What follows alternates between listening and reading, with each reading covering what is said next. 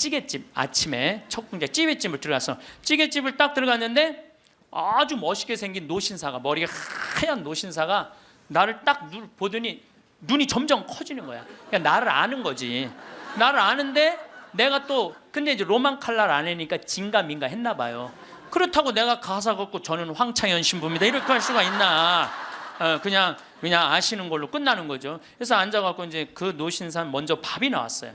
근데 밥을 독특하게 드시더라고. 밥이 나왔는데 밥 몇 숟갈을 한 몇 알을 떠더니 뚜껑에 딱 올려놓더니 잠깐 이러더니 밥을 먹기 시작하더라고. 독특하다. 저건 개신교법도 아닌데, 독특한 우리 천주교법도 아니고. 그래서 이제 나도 이제 밥이 나와갖고 이제 난 이제 성호를 이제 긋고 이제 밥을 먹으려고 이제 사복을 입었어도 성호를 딱 그니까 성호를 그니까 그때서 그 노신사가 이렇게 말하는 거예요. 혹시 황창현 신부님이시냐고? 그래서 나 황창현 신부 맞다고. 그랬더니 자기는 불자라는 거예요. 불자인데 신부님 행복 특강을 돈도 안 내고 너무 잘 본다는 거야. 어쩜 이렇게 젊은 신부가 모르는 게 없냐고.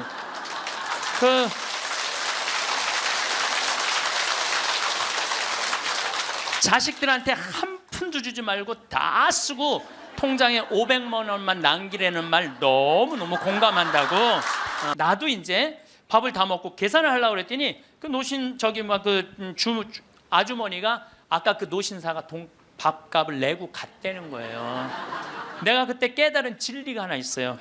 우리 천주교 신자들이 밥 먹을 때 반드시 성호를 긋고 먹어야 돼.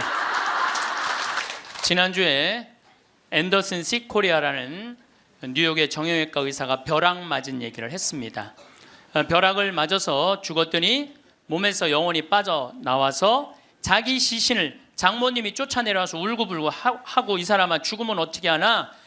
그런데 자기 시신을 보고 있는데 정작 본인은 하나도 안 슬프더라는 거예요.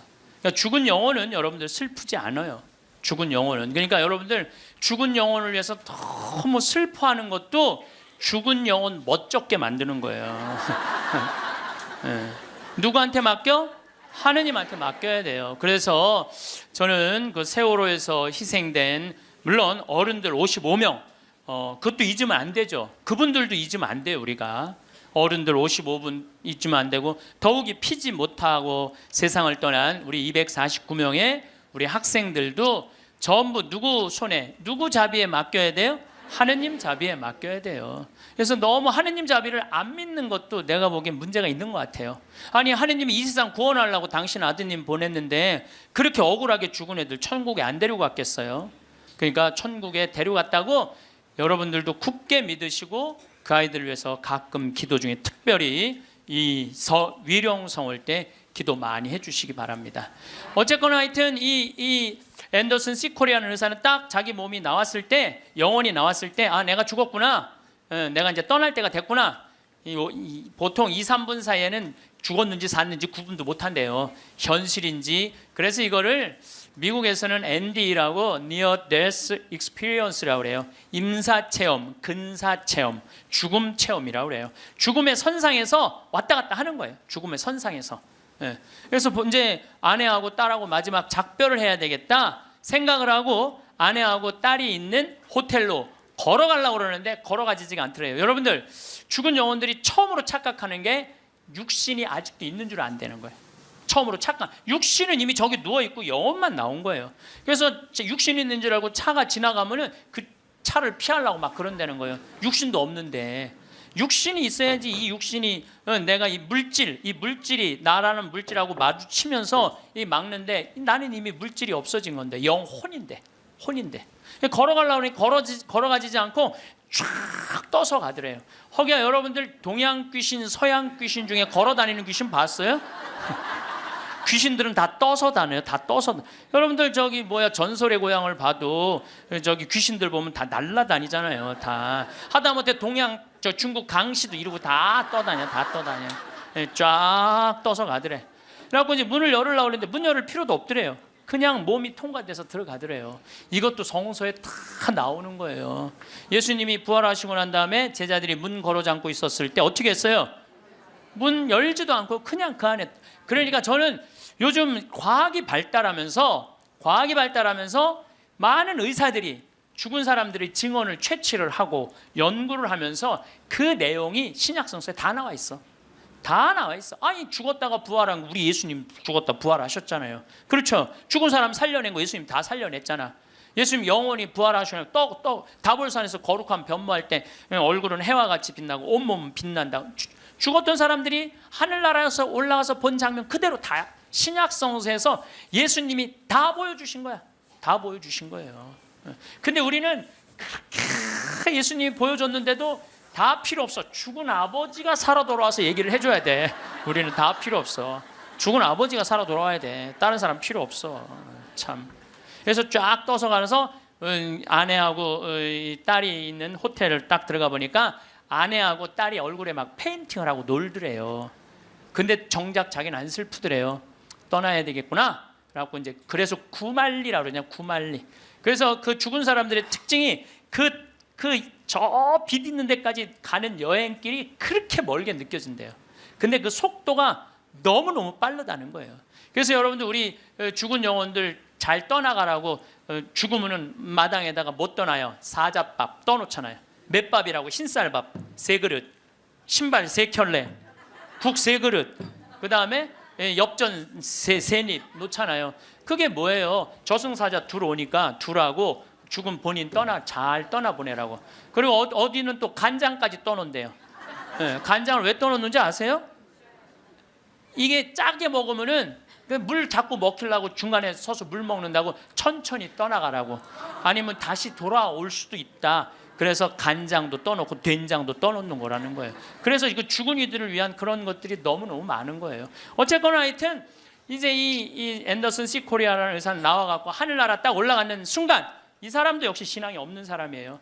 여러분들 내가 이 공부를 참 많이 해봤는데 하늘나라 올라갔다 온 사람들 중에 성당 안 다니는 사람 다니는 사람 상관없대요.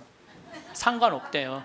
되게 어떤 사람들이 하늘나라에 많이 올라가냐면 이 세상 사랑하고 사람 사랑하고 아끼는 사람이 되게 올라갔다 오고 나쁜 짓 한 사람들은 다 어두운 데 갔다 온다는 거예요. 그러니까 성당 열심히 다닌다고 다 하늘나라 가는 거 아니야. 이것도 성서에 다 나와. 마태복음 7장 21절에 뭐라 그래? 나더러 주님 주님 한다고 다 하늘나라 가는 건 아니다. 내 말을 실천하는 사람이라야 하늘나라 간다. 그러니까 성당을 아무리 다녀도 사람 미워하고 본당 신부 미워하고 막 옆에 있는 사람 미워하면 그 사람은 성당 다녔나 마나예요. 근데 이 앤더슨 C 코리아는 착하게 살았나 봐. 하늘나라로 올라가서 그 빛을 느끼는 순간 신으로부터 오는 걸 거부할 수가 없더래요. 신으로부터 오는 걸. 완전한 평화 충만한 사랑을 느낀 거지. 그래갖고 이제 하늘나라에서 너무 행복하게 있는데 마침 뒤에서 기다리고 있던 사람이 누구냐 하면은 간호사였어. 간호사가 기다리고 있었는데 앞에 사람이 벼락을 맞아 팍 쓰러지니까 어떻게 배운 대로 심폐소생술을 시작을 한 거예요. 심폐소생술을 시주를 해갖고 살려낸 거야. 이게 육신을 살려내면 영혼이 아무리 천국에 가도 다시 돌아와야 된대. 육신으로. 그래서 세상에 돌아온 거예요. 그래서 옛날에는요 사람이 죽을 때 눈을 뜨고 주고 입을 벌리고 죽으면 눈을 감겨주고 입을 다물어줬던 이유가 영혼이 다시 돌아오지 못하게 하려고 그렇게 다물어줬다는 거예요. 근데 이 사람은 너무 천국에서 행복하게 있는데 이 간호사가 이 주책맞게 심폐소생술을 해서 살려낸 거야. 살아 돌아왔는데 이 앤더슨 C 코리아라는 의사는 문제는 하늘나라에서 들은 음악이 너무 아름다웠던 거야. 하늘나라 간 사람들의 특징이 뭐냐면 너무나 아름다운 음악을 들은 게 그 사람들의 특징이야. 너무 아름다운 음악을 들어서 그걸 자기가 연주하고 싶은 거야. 그래서 이 사람은 94년부터요 박사학위가 2개야. 심리학 박사에 정형외과 박사인데 이 사람은 바이엘부터 피아노를 배워요. 배워서 2002년에 음반을 발표를 해요. 내가 유튜브를 통해서 그걸 들었는데 너무너무 연주를 잘하더라고요. 이 사람은 자기 죽었다가 아니 무슨 무당이 갔다 오거나 뭐 이런 사람이 갔다 오면 무당도 무시할 건 안 되죠. 여러분들 무당도 신 내림 받은 무당은요 무시하면 안 돼요. 강신무들은요 무당 무시하면 안 돼요. 그 사람들은 뭔가 있는 거예요. 그들의 세계가 있는 거야.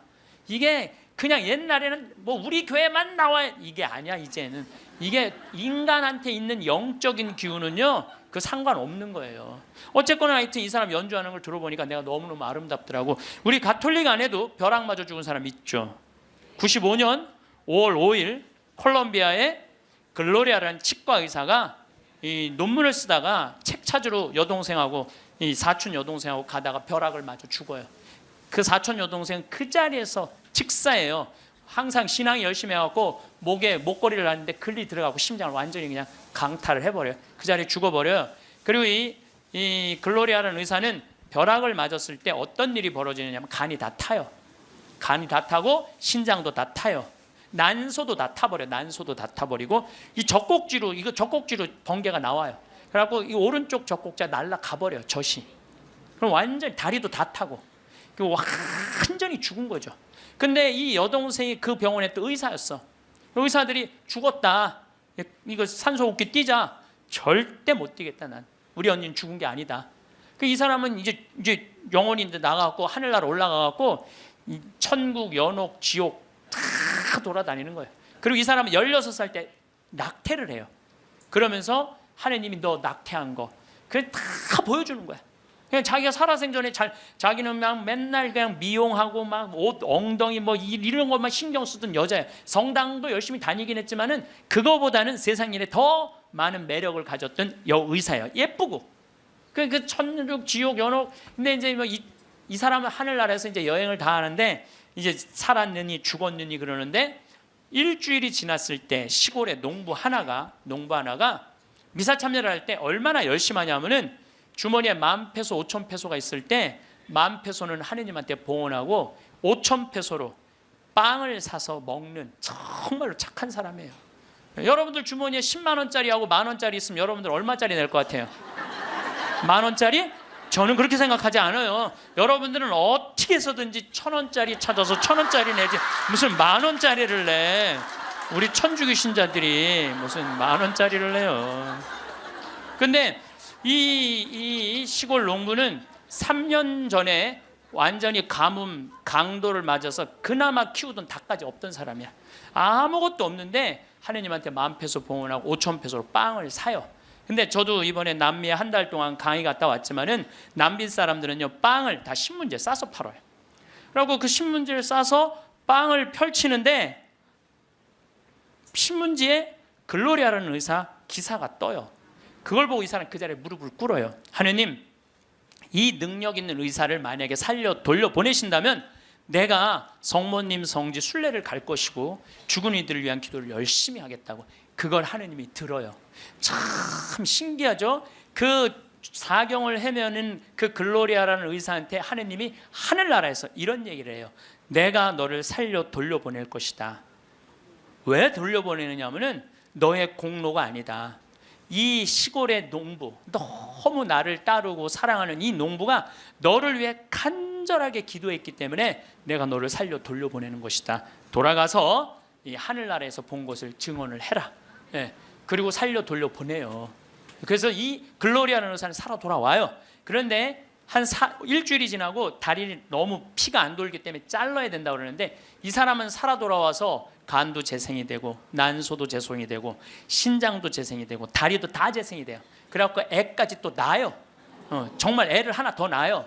그리고 지금은 온 세계에 다니면서 자기가 벼락 맞아 죽고 난 다음에 살아 돌아와서 하늘나라 경험 얘기한 걸 다 얘기를 해주는 거예요.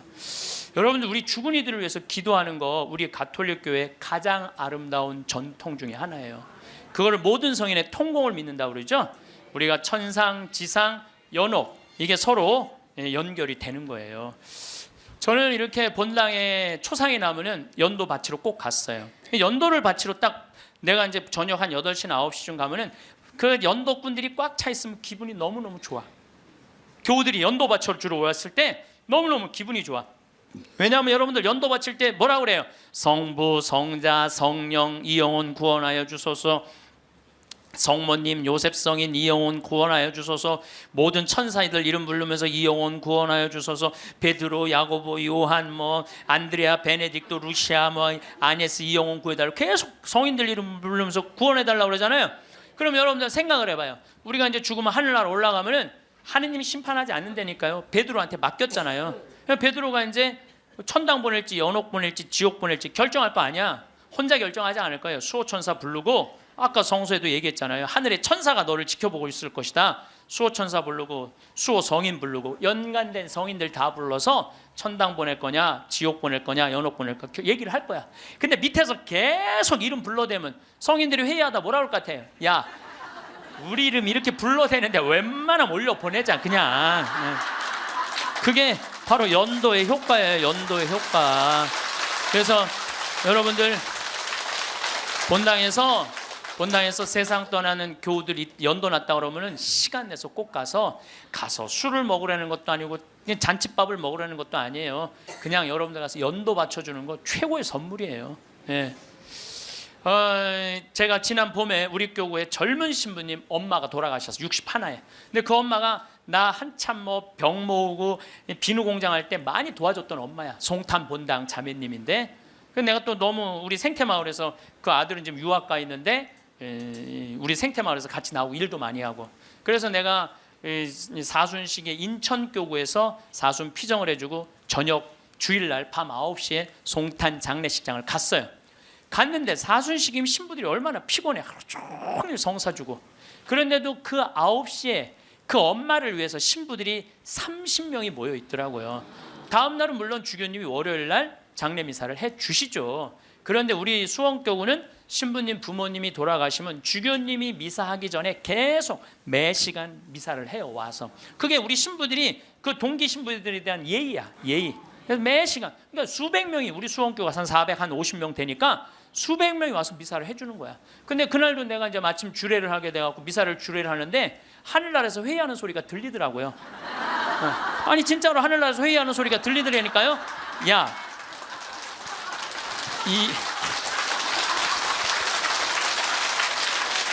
이번 분은 대단한 분인가 보다. 이거 신부들이 수백 명이 이렇게 미사를 봉헌하니 이번 분은 그냥 묻지도 따지지도 말고 올려보내라.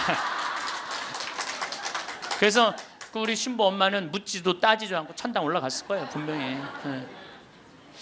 지난 봄에 또 내가 대국교구 교우들 위해서 이제 토요일 날 이제 강의를 갔어요. 그때도 뭐 1000명 이상 모였어요. 근데 10시 오전 10시 강의인데 저는 항상 어디든 2시간 전에 도착을 해요. 강의 2시간 전에 도착을 해서 미리 이제 밥을 먹어요. 근데 이제 밥 먹을 때는 이 옷에 튀면 안 되니까 항상 사복을 먼저 입어요.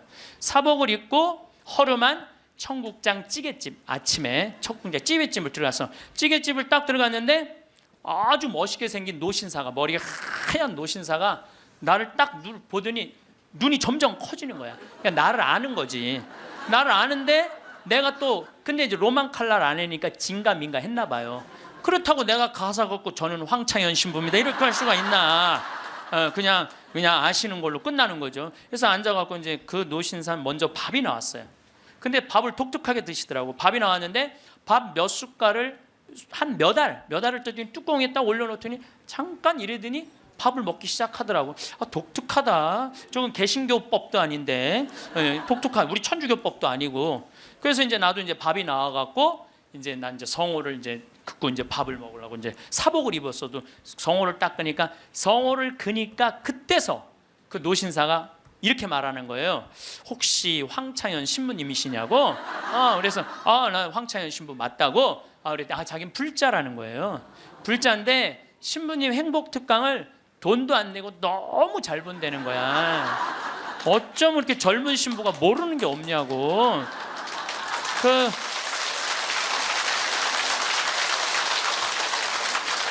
자식들한테 한 푼도 주지 말고 다 쓰고 통장에 500만 원만 남기라는 말 너무너무 공감한다고. 너무 고맙다고 그러더라고요.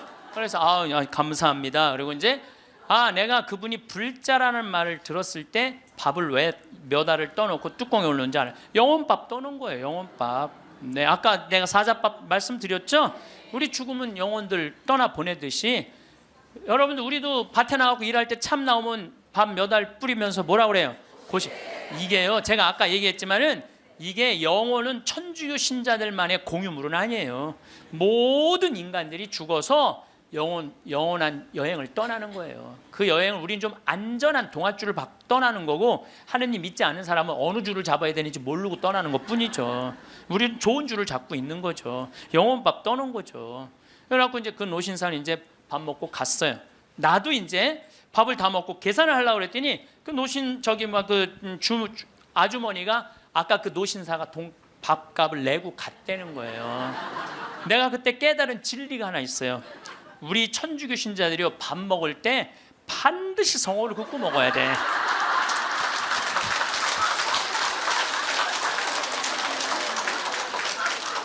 그래야지 뭔가 얻어먹는 게 있는 거예요. 여러분들 성호를 거야지.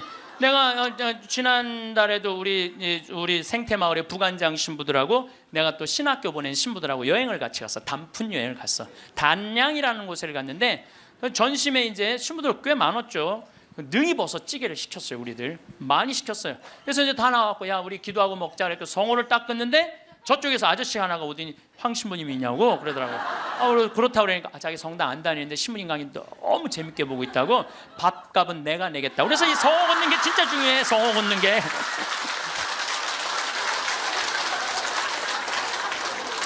우리 천주교 신자들 영혼밥 떠나요 안 떠나요? 떠나요. 왜 안 떠나요? 여러분들 영혼밥 떠나요. 우리 식사 후 기도 때 뭐라 그래요? 전능하신 하나님 베풀어 주신 모든 은혜 감사드리나이다. 주님의 이름은 찬미를 받으소서, 이제와 영원히 받으소서. 세상을 떠난 모든 교우들이 천재자비하심으로 평화의 은식을 얻게 하소서. 이게 영어 기도문에 없어요. 내가 영어로 식사 전후 기도 하거든요. 없어요. 영어. 한국에만 있는 기도문이에요. 영혼들을 위한 기도. 참 좋은 기도문이에요. 그러니까 이게 연옥 영혼들이요, 다른 나라 사람들 천주교 신자들 밥 먹을 땐 쳐다도 안 봐. 근데 누구 밥 먹을 때만 기다려? 한국 천주교 신자들 밥 먹을 때만 기다리고 있는 거예요. 그 영혼밥 한번 얻어 먹어보려고. 근데 우리 천주교 신자들이 얼마나 못됐는 줄 알아요? 식사 전 기도는 해 그나마. 근데 식사 후 기도하는 신자가 거의 없어요. 그냥 일어나는 거야. 얼마나 영혼에서 황당하겠어요. 연옥에서. 여러분들 이제 식사 후 기도하세요. 꼭 하세요. 우리들이 항상 영혼들을 위해서 기도해야 돼. 또 묵주기도 끝에 뭐라 그래요? 예수의 우리 죄를 용서하시며 우리를 지옥불에 소구하시고 연옥 영혼을 돌보시며 가장 버림받은. 여러분들 이게 1917년 파티마 성모님이 루시아 프란치스코 히아친트한테 부탁한 거예요. 왜? 연옥 영혼들이 너무 불쌍한 영혼들이 많으니까 너희들 기도해라고. 그러니까 저는 요즘 이렇게 이 죽음 강의를 준비하면서 장례차가 지나가면은요, 천주교 신자, 개신교 신자, 불교 신자 가리지 않아요. 가리지 않고 성호 커요. 성호 걷고 하느님 저 영혼 구원해달라고 좀 기도해요. 네. 나는 도저히 이해가 안 가는 종교단체가 있어요. 우리 교회에 나와야만 구원받는다고 얘기하는. 근데 그 몇 명이냐면 14만 4천 명에 속해야만 구원받는다고. 난 이해가 안 가요. 여러분들 하느님이 그것도 2000년 역사상 대한민국의 고교회 14만 4,400만 명만 구원하려고 당신 아들 죽였겠어요? 온 인류의 하느님을 이렇게 째째하겠어요? 다 구원하고 싶어 하세요. 만약에 14만 4,400만 명만 말도 안 돼. 14만 4천 명만 구원하려고 그러면 나는 예수님 그럴 것 같아. 14만 4천 명 구하려고 그러면 예수님이 이랬을 거야. 야 베드로야 네가 죽어라. 그 14만 4천 명. 예수님은요 모두를 구원하시기 위해서 십자가 지신 거예요. 그래서 하늘나라는 활짝 열려 있는 거예요. 불교에는요 4대 보살님이 있어요. 관세음보살, 지장보살, 보현보살, 문수보살이 있어요. 관세음보살은 이 세상에 자비를 베푸는 보살이에요. 근데 지장보살님은 저 지옥에 단 한 명이라도 있으면은 자기는 성불하지 않겠다고 그러는 보살님이에요. 그러니까 우리는 지옥에 가면 천국에 못 가잖아요. 근데 불교는 또 달라요, 우리하고. 그러니까 지옥의 마지막 한 명까지 구원하겠다는 게 그 보살님의 마음인 거야. 나는 그 보살님이 너무 마음에 들어. 너무 마음에 들어. 이게 난 하느님의 마음이라고 생각 들어요. 하느님의 마음. 그러니까 여러분들도 모든 사람들이 구원받을 수 있도록 항상 기도하셔야 돼요. 여러분들은 구원 받을 것 같아요? 안 받을 것 같아요? 여러분들 구원 받아요. 적어도 이 시간 강의 듣겠다고 여기 나와서 앉아있는 여러분들은 구원 받아요. 아니 내가 여러분들 천당 간다는 확신 있으면 행복하지 않겠어요? 행복하죠? 아니 내가 이제 막 죽을 때가 다 됐어. 근데 싹 하느님이 와갖고 한 일주일 전에 귀에다 대고 너 축하해, 너 천당이야 이렇게 얘기하면 행복할 것 같아, 안 행복할 것 같아요? 행복하겠죠? 근데 이거를 누구한테 하느님이 하냐면 프란치스코 성인한테 해요. 프란치스코 성인한테 나타나갖고, 프란치스코는 굉장히 빨리 돌아가시잖아요. 40대 초반에 돌아가시잖아요. 하느님이 와서 너는 연옥의 벌을 면한다, 바로 천국이다. 그랬을 때 프란치스코 성인이 너무 행복하고 일주일 동안 밥을 안 먹었다는 거야. 너무 행복해서. 나도 지금 하느님이 오늘 저녁에 와갖고 창현아 너 천당이야, 너. 우리 인사발령 신부들 인사발령 굉장히 기다려지거든요. 뭐 저야 뭐 평창에 있으니까 뭐 인사발령이 별로 없으니까. 그래도 신부들 인사발령 굉장히 기다려져. 그럼 인사발령 때 가고 싶은데 너 거기야라고 얘기하면 신부들이 얼마나 좋겠어요. 근데 우리 마지막 인사발령 너 천국이야, 마지막 인사발령. 근데 마지막 인사발령이 너 지옥이야. 그러면 어떻게 될 것 같아? 어떻게 될 것 같아? 가슴이 철렁하죠. 여러분들은 구원 받으세요. 예수님은요 마테오복음에 지옥 얘기 그렇게 많이 안 하세요. 마테오복음에 천국 얘기는 37번 하고 지옥 얘기는 13번밖에 안 해요. 다른 복음에는 아예 지옥이 거의 없어요. 지옥이 거의 없어요. 많이 나와요. 한두 번밖에 안 돼요. 그리고 나머진 한번 오늘 저녁에 집에 가서 성서 읽어보세요. 여러분들 눈이 확 뜨일 거야. 끊임없이 하늘나라 얘기를 해요.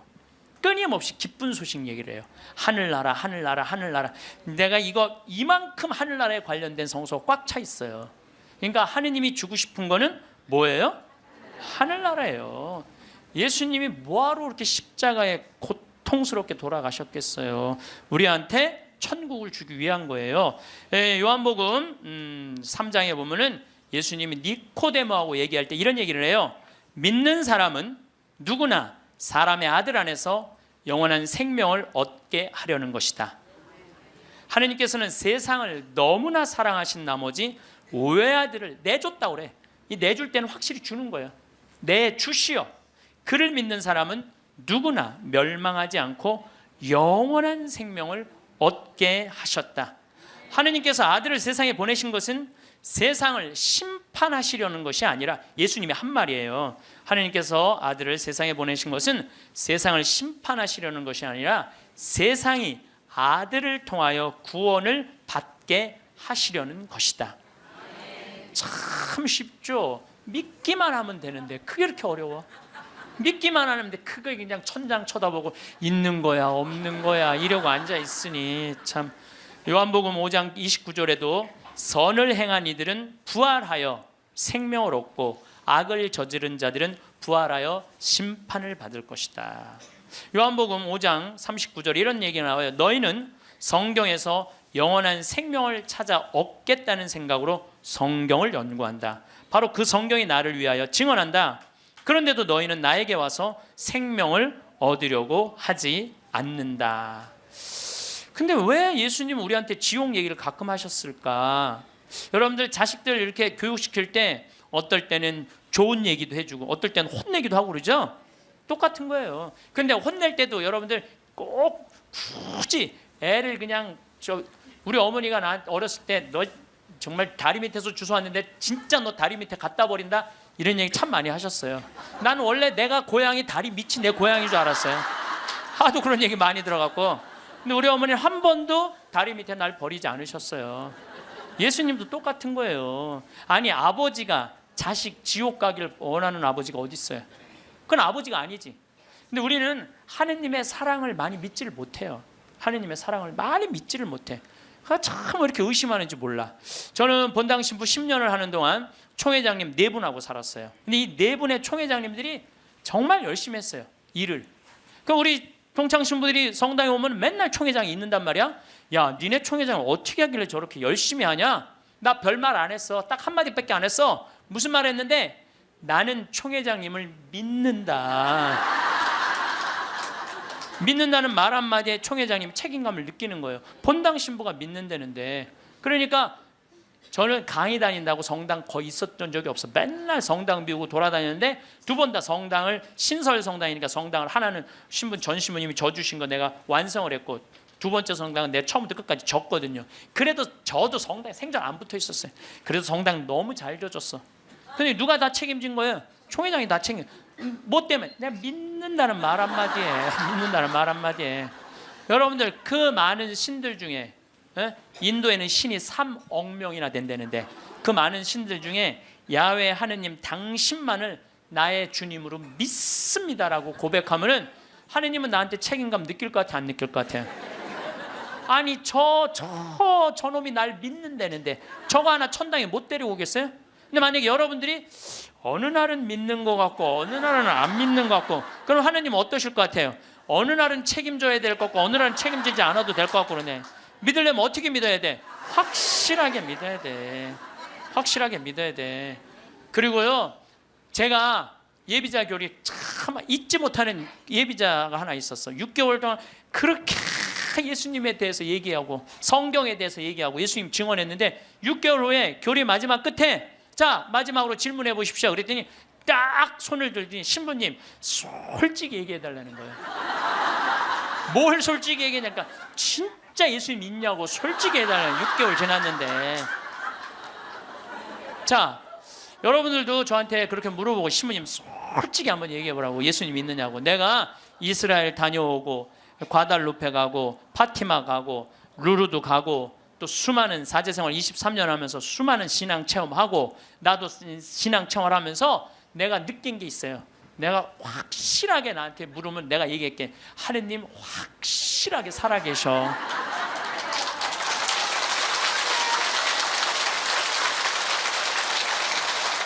그런데 문제는 내 영혼의 상태 때문에 하느님을 느끼지 못하는 거예요. 하느님은 그냥 계셔. 근데 내 이놈의 영혼이 왔다 갔다 하는 거지. 하느님이 있다 없다 하는 게 아니야. 내 마음 안에 신앙이 있다 없다 하는 거지. 하느님은 그냥 그대로 그 자리에 계셔. 내가 깨어서 기도하고 주님을 끊임없이 찾고 주님께 찬양을 드리고 감사를 드리면요 주님은 응답해 주세요. 근데 혼자 그냥 방구석에 갖고 있는 거야 없는 거야 이러면은요 아무리 대답해 주고 싶어도 방구석에서 나와야지. 근데 여기 지금 나와 있는 분들은 대답을 듣잖아요. 마태복음 25장에 슬기로운 처녀, 미련한 처녀 얘기가 나와요. 슬기로운 처녀 등잔에는 기름이 많았고 미련한 처녀 등잔에는 기름이 하나도 없었어. 미련한 처녀들은 어떤 처녀들이 미련한 처녀들이냐면 맨날 의심하고 성당도 안 나오고 가난한 사람도 안 도와주고 그냥 이러고 있는 처녀들이 미련한 처녀들이에요. 슬기로운 처녀들은 어떤 처녀들이야? 명동에서 피정 있다 그러면 아침부터 와서 앉아있고 그래서 이 처녀들이요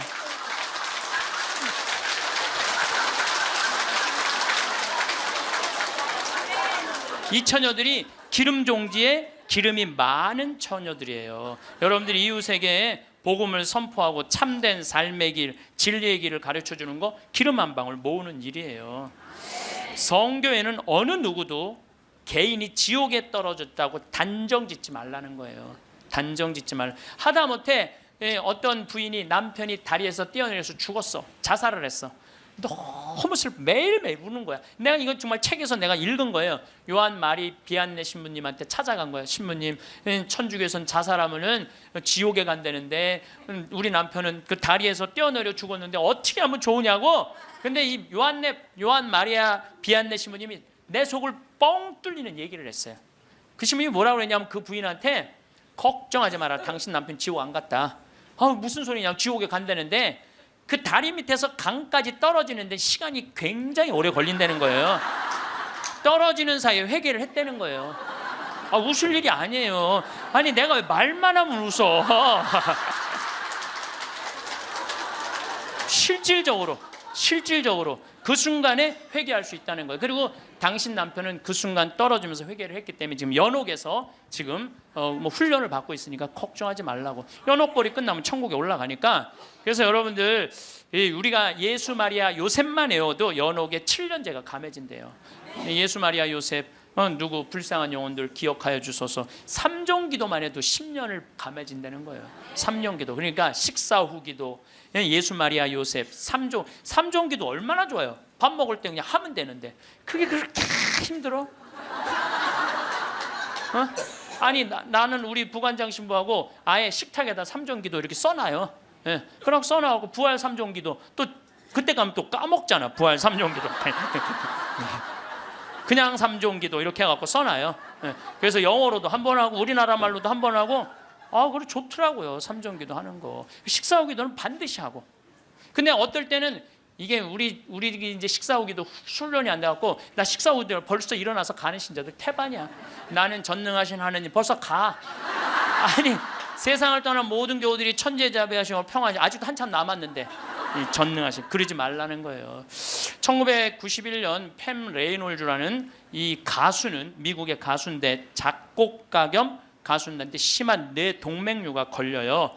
이 수술은 굉장히 위험한 수술이에요. 왜냐하면 이 사람을 수술하면 뇌에 있는 피를 다 빼야 돼. 뇌에 있는 피를 다 빼고 심실 정지, 심장을 정지시켜야 돼. 그러니까 사실은 죽이는 거예요. 죽였다가 다시 살리는 수술이야. 죽였다가 다시 살리는 수술이야. 그런데 이 사람이 97년에 수술을 해. 애리조나 대학에서. 이때 지금은 죽음 이후의 세계에 대한 연구가 미국이 너무 많이 해요. 100개 대학에서 연구를 하고 있어요. 지금 우리나라만 지금 죽음 이후에 대한 관심이 없지, 미국엔요 그런 책, 애프터 라이프, 죽음 이후의 세계, 너무너무 책이 많아요. 너무너무 영어로 된 책, 내가 미국에 가서 이 강의 하니까 엄청나게 선물을 하더라고요. 어쨌든 이 팸 레이놀즈가 수술할 때는 의사들이 완전히 죽이는 수술이니까 저 사람이 진짜 영혼이 빠져나오느냐, 그거 참관을 해요. 근데 여러분들, 이 사람은 뇌에 피를 빼고 심장을 전지시키고 완전 마취를 하고 수술하는 거예요. 여러분들 마취 수술 해봤던 경험 있으세요? 네. 나도 20년 전에 맹장 수술할 때 마취를 했는데 한심하더라고요. 내가 신부님 마취 들어갑니다 그런데 그게 뭐라고 딱 들어갔는데 아무 생각이 안 나는 거야. 나 탁탁 치는데 깨어나 보니까 벌써 배를 가르고 맹장을 떼어냈다는 거야. 아니 내 맹장을 떼었는데 내가 모르니 이게 말이 되는 일이냐. 이게 내 맹장을 떼는데 내가 모르는 게 말이 돼? 답답하더라고요. 떼어냈다는데. 그래서 내가 다음에는 내가 수술할 때 반드시 정신을 똑바로 차리고 아무리 마취를 해도 내가 어떻게 수술하는지 지켜봐야 되겠다. 근데 내가 이제 거의 한 5년 전에 위암 수술을 하게 됐잖아요. 위를 3분의 1을 잘라내잖아요. 그래서 이제 난 6시간짜리 마취를 이제 하러 들어갔는데, 이제 수술실 들어가면서 내가 속으로 나한테 외웠어요. 정신 똑바로 차려야지. 정신 똑바로 차려야지. 그래서 수술실 들어가고 신부님 마취 들어갑니다. 그럴 때 딱 씌울 때 정신 똑, 그걸로 끝이야. 정신 똑, 그걸로 끝이야.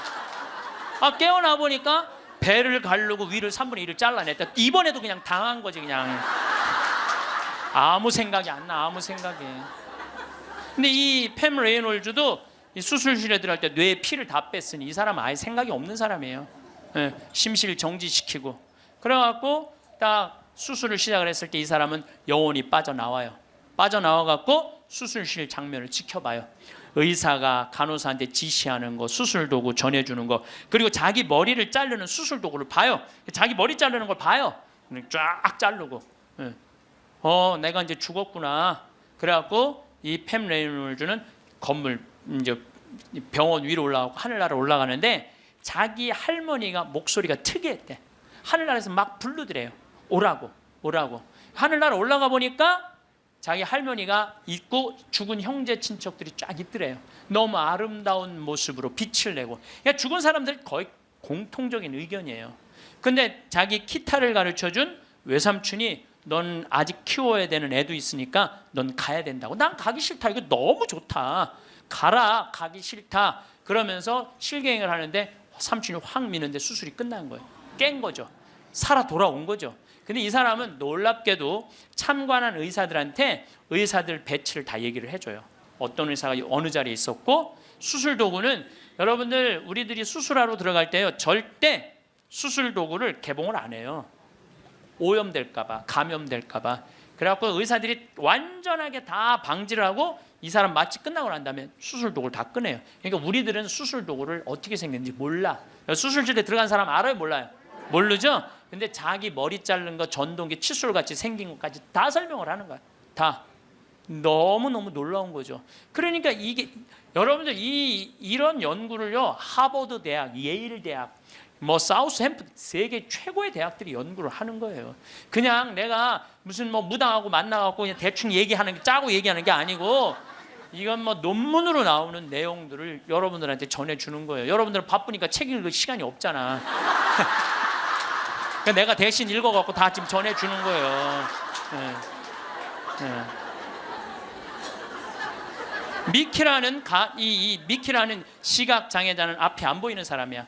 앞이 안 보이는 사람인데 이 미키는 18살, 우리나라는 20살인데 교통사고로 죽어요. 근데 이 사람은 태어나서부터 앞이 안 보이던 사람이야. 그러니까 하얀색이 뭔지 까만색이 뭔지 빨간색이 뭔지 아무리 설명을 해줘도 모르죠. 태어나서부터 앞이 안 보이니까 나무가 어떻게 생겼는지 뭐 설명을 해줘도 상상을 하지 꽃이 어떻게 생겼는지 알 수가 없잖아요. 근데 이 사람이 교통사고로 죽어요. 죽어서 딱 수술실에 들어갔는데 자기 몸을 처음으로 봐요. 반지를 보고 자기인 걸 알아요. 내가 저렇게 생겼구나. 머리 모양을 보고 내가 저렇게 생겼구나. 그리고 죽어서 하늘나라로 올라가는데 빨주노초 파남보를 다 보는 거야. 너무 아름다운 빨주노초, 온갖 아름다운 꽃, 새, 나무를 보는 거예요. 그러고 하늘나라에서 너무너무 행복하게 있는데 수술해서 살려낸 거야. 육신을 살려내면 돌아와야 된다고 그랬잖아요. 돌아온 거예요. 돌아왔는데도 이 사람은 어떤 거야? 역시 앞이 안 보이는 거죠. 역시 앞이 안 보이는. 근데 역시 앞이 안 보이는데도 이 사람은 모든 색깔을 너무 정확하게 설명을 하는 거예요. 모든 색깔. 나무는 어떻게 생겼고 꽃은 어떻게 생겼고. 이 미키라는 사람도 굉장히 중요한 연구 대상자가 돼요. 연구 대상. 왜냐하면 아예 시각 장애자인데 모든 색깔에 대한 설명을 너무 잘하는 거야. 한 번도 색깔을 본 적이 없는 사람인데. 그러니까 영혼이 빠져나가는 거죠. 영혼이 빠져나가는 거죠. 그래서 우리가 이게 죽는 걸로 끝나는 게 아니야. 죽음이 아니고 새로운 삶으로 옮아가는 과정인 거예요. 새로운 삶으로. 여러분들 이제 죽는 거 싫어요, 좋아요? 좋아해야 돼. 아니 죽는 게 싫으면 어떻게 해? 죽는 게 싫으면은 천주교 신자가 죽는 게 싫으면 어떻게 해요? 이제 죽는 거 좋죠? 그래도 죽는 게 싫어. 그래도 살아있는 게 나아. 이 이야기는 조금 더 다음 시간에 하면서 내가 죽음이라는 것이 그냥 우리가 하느님을 만나기 위해서는 반드시 죽음이라는 걸 거쳐야 돼. 제가 조금 어려운 얘기 하나 할게요. 나는 사실 어려운 얘기를 잘 안 하는 편인데 이번 건 굉장히 어려운 얘기예요. 요거는 방송 보면서 적어갖고 한번 묵상해 보세요. 데이아르드 샤르댕이라는 신부님이 있어요. 이분은 최고의 지성인이에요. 이분도 너무 유명한데 여러분들이 바빠갖고 이분 책을 읽을 시간이 없죠. 이분은 신학자면서 지질학자예요. 지질학자. 그런데 이분이 뭐라고 그러냐면은 우리는 이 육신은 영원히 이 육신을 잠시 경험하고 가는 거라고 그래요. 영원히 이 육신을 경험하고 가는 거야. 그러니까 이 육신은 그렇게 중요한 게 아닌 거야. 뭐가 중요한 거야? 영혼이 중요한 거야. 영혼이 중요한데 우린 영적인 삶을 살지 않기 때문에 그 영적인 세계에 대해서 답답한 거예요. 그러니까 너무 육신에 매달리는 거, 육신의 관계에 매달릴 때 영혼의 그 영적인 세계가 죽는 거예요. 그래서 여러분들 기도하는 시간 자주 가지시고 이런 피정 시간 자주 가지시고 그럴 때 영혼의 눈이 뜨일 때 내가 쓰고 있는 육신이 언젠가 떠나야 되는 육신이라는 걸 깨닫게 될 때 삶의 지혜는요 엄청나게 바뀔 거예요. 오늘도 황창현 신부님의 행복 특강 잘 들으셨나요?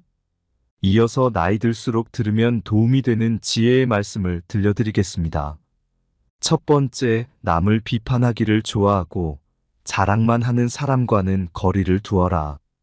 상대방의 입장이 되어보지 않고서 함부로 남을 평가하거나 판단해서는 안 된다. 그 사람의 입장에 서기 전에는 절대로 그 사람을 욕하거나 책망하지 말아야 한다. 남을 헐뜯는 사람은 새 사람을 죽인다.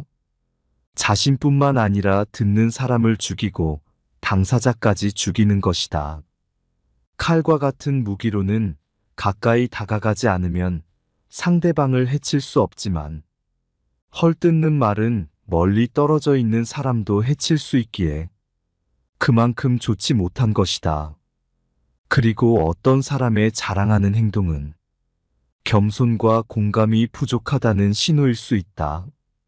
끊임없이 자신에 대해 자랑하는 사람들은 진정한 관계를 만드는 것보다 자기 자신이 우월해 보이는 것에만 관심이 있을 수 있다. 이런 사람을 만나고 집에 왔는데 기분이 좋지 않으면 나와 잘 맞지 않는다는 신호다. 즉, 관계를 끊어야 하는 사람이라는 뜻이다. 두 번째, 남의 고통을 즐거워하는 사람과는 거리를 두어라. 남의 실수와 연약한 모습을 기뻐하는 것은 실수 행위 그 자체보다 더 나쁘고 교활한 것이다. 다른 사람의 고통과 불행을 즐거워해서는 안 된다. 이런 사람이 당신의 친구라고 생각해보라. 당신이 고통받고 있을 때 그들은 속으로 웃고 있는 사람들일 것이다. 나이가 들어갈수록 인간관계는 현명하게 하여야 하는 것이다.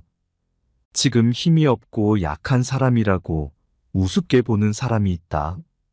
살다 보면 일이 잘 풀릴 때도 있지만 잘 안 풀릴 때도 있는 것이 인생이다. 누군가의 인생이 잘 풀리지 않을 때 멸시하고 무시한다면 본인의 인생이 잘 풀리지 않을 때 똑같은 대접을 받게 될 것이다. 세 번째, 심하게 고집부리는 사람과는 거리를 두어라. 지혜로운 자와 벗한다면 자신도 자연스럽게 지혜로워지고 어리석은 자와 벗한다면 당신은 반드시 해를 입게 될 것이다. 자기 말만 맞다고 고집부리는 사람은 피해야 한다. 이런 사람은 남의 의견을 무시하며 귀를 기울이지 않는다. 고집 피우는 사람은 정말 어리석은 사람이다. 이렇게 지나치게 고집스러운 사람을 상대하면 본인의 에너지가 고갈되게 되어 있다. 고집부리는 사람이 만약 본인의 잘못을 알고 변화를 하려고 하는 사람이 아닌 이상 그 사람과의 관계를 멀리하는 것이 좋다. 네 번째, 질투가 많은 사람들을 멀리하라. 항상 열등감에 휩싸여 주변 사람을 괴롭히는 사람을 멀리하라. 자신의 열등감 때문에 다른 사람을 쉽게 질투하여 끌어내리려는 사람은 손절해야 한다. 이런 사람과 가까이 지내면 엄청난 감정 소모와 에너지 고갈을 겪게 된다. 이런 사람들은 멀리하는 것이 좋다. 관계를 완전히 끊는 것이 어렵다면 멀리해야 한다. 질투는 1000개의 눈을 가지고 있지만 하나도 똑바로 보지 못한다.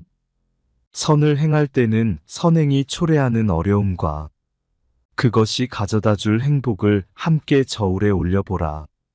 악을 행할 때는 일시적인 쾌락이 주는 즐거움과 그것에 뒤따를 불행을 함께 저울에 달아보라.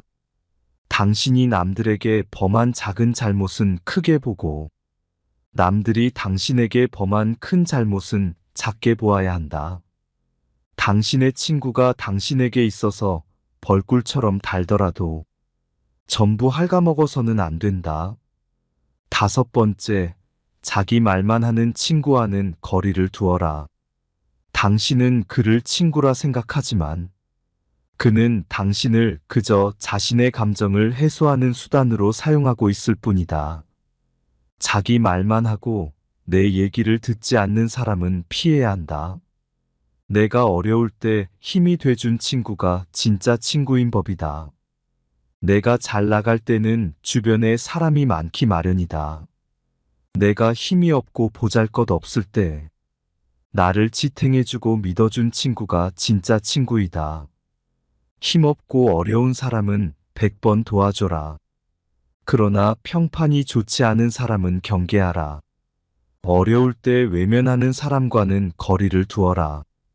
친구의 처지를 헤아릴 줄 모르는 사람은 멀리하라. 어릴 적부터 함께 지내온 친구라 하더라도 어려운 상황에 처한 친구를 외면하는 친구가 있다. 이런 친구는 아무리 친하더라도 그 사람과는 가까이 지내지 마라.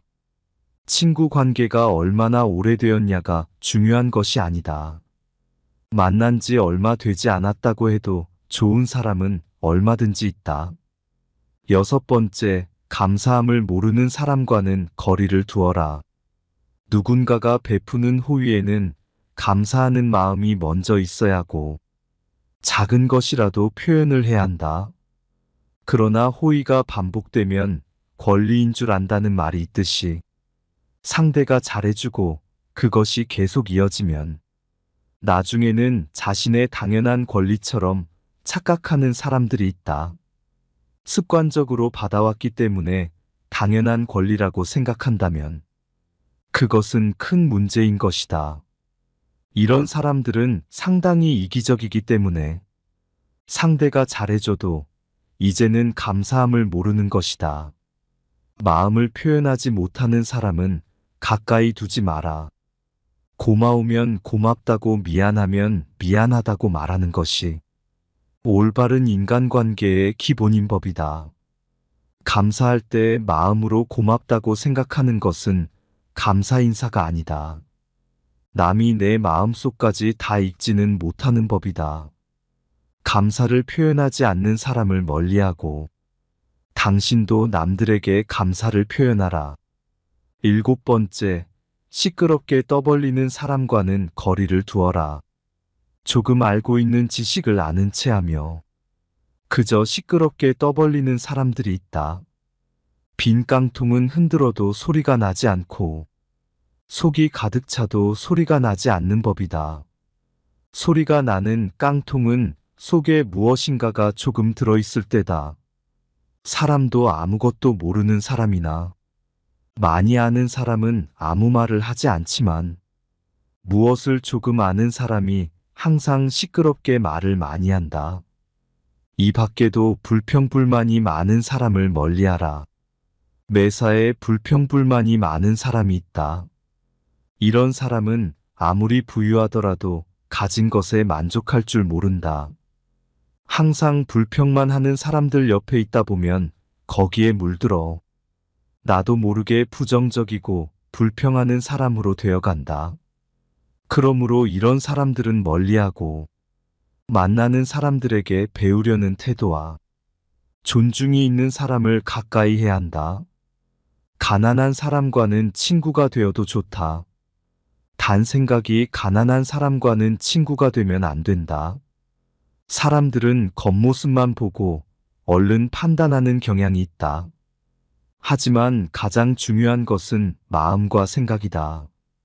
사람들은 내 손에 손톱이 자라나는 것은 보면서 내 마음에 욕심이 자라나는 것은 보지 못하고 내 머리에 머리카락 엉킨 것은 보면서 내 머릿속 생각이 삐뚤어지고 어긋나는 것은 보지 못한다. 8번째, 사람의 마음을 이용하는 사람을 멀리하라. 다른 사람을 이용하려는 사람과는 가까이 지내지 마라. 친해지면 친해질수록 만만하게 보는 사람들이 있다. 살다 보면 나를 이용하여 사기치려는 사람들을 많이 만나게 된다. 이런 사람들은 조심해야 한다. 조금만 친해지면 돈을 빌리거나 어려운 부탁을 하거나 내 것을 빼앗으려고 한다. 비겁하고 비열한 사람들은 강자한테 약하고 약자한테 강하다. 잘해주면 함부로 대해도 된다는 생각을 가진 사람들이 많기 때문이다. 자신의 이득을 위해 타인을 비난하고 이용하려는 사람은 반드시 거리를 두어라.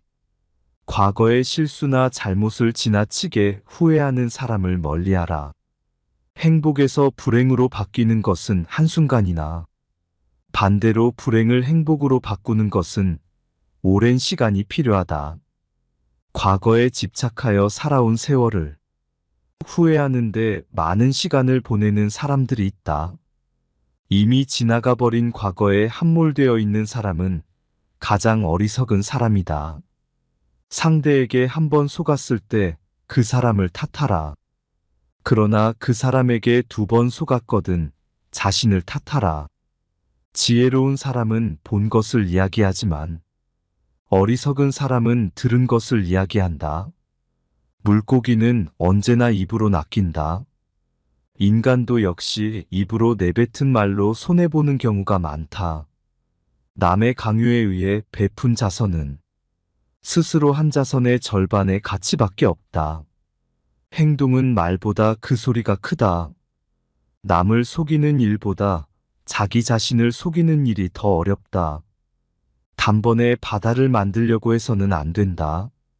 성공한 사람은 예 아니요를 확실히 말하고 패배자는 예 아니요를 적당히 말한다. 남 앞에서 부끄러워하는 사람과 자기 앞에서 부끄러워하는 사람 사이에는 큰 차이가 있다.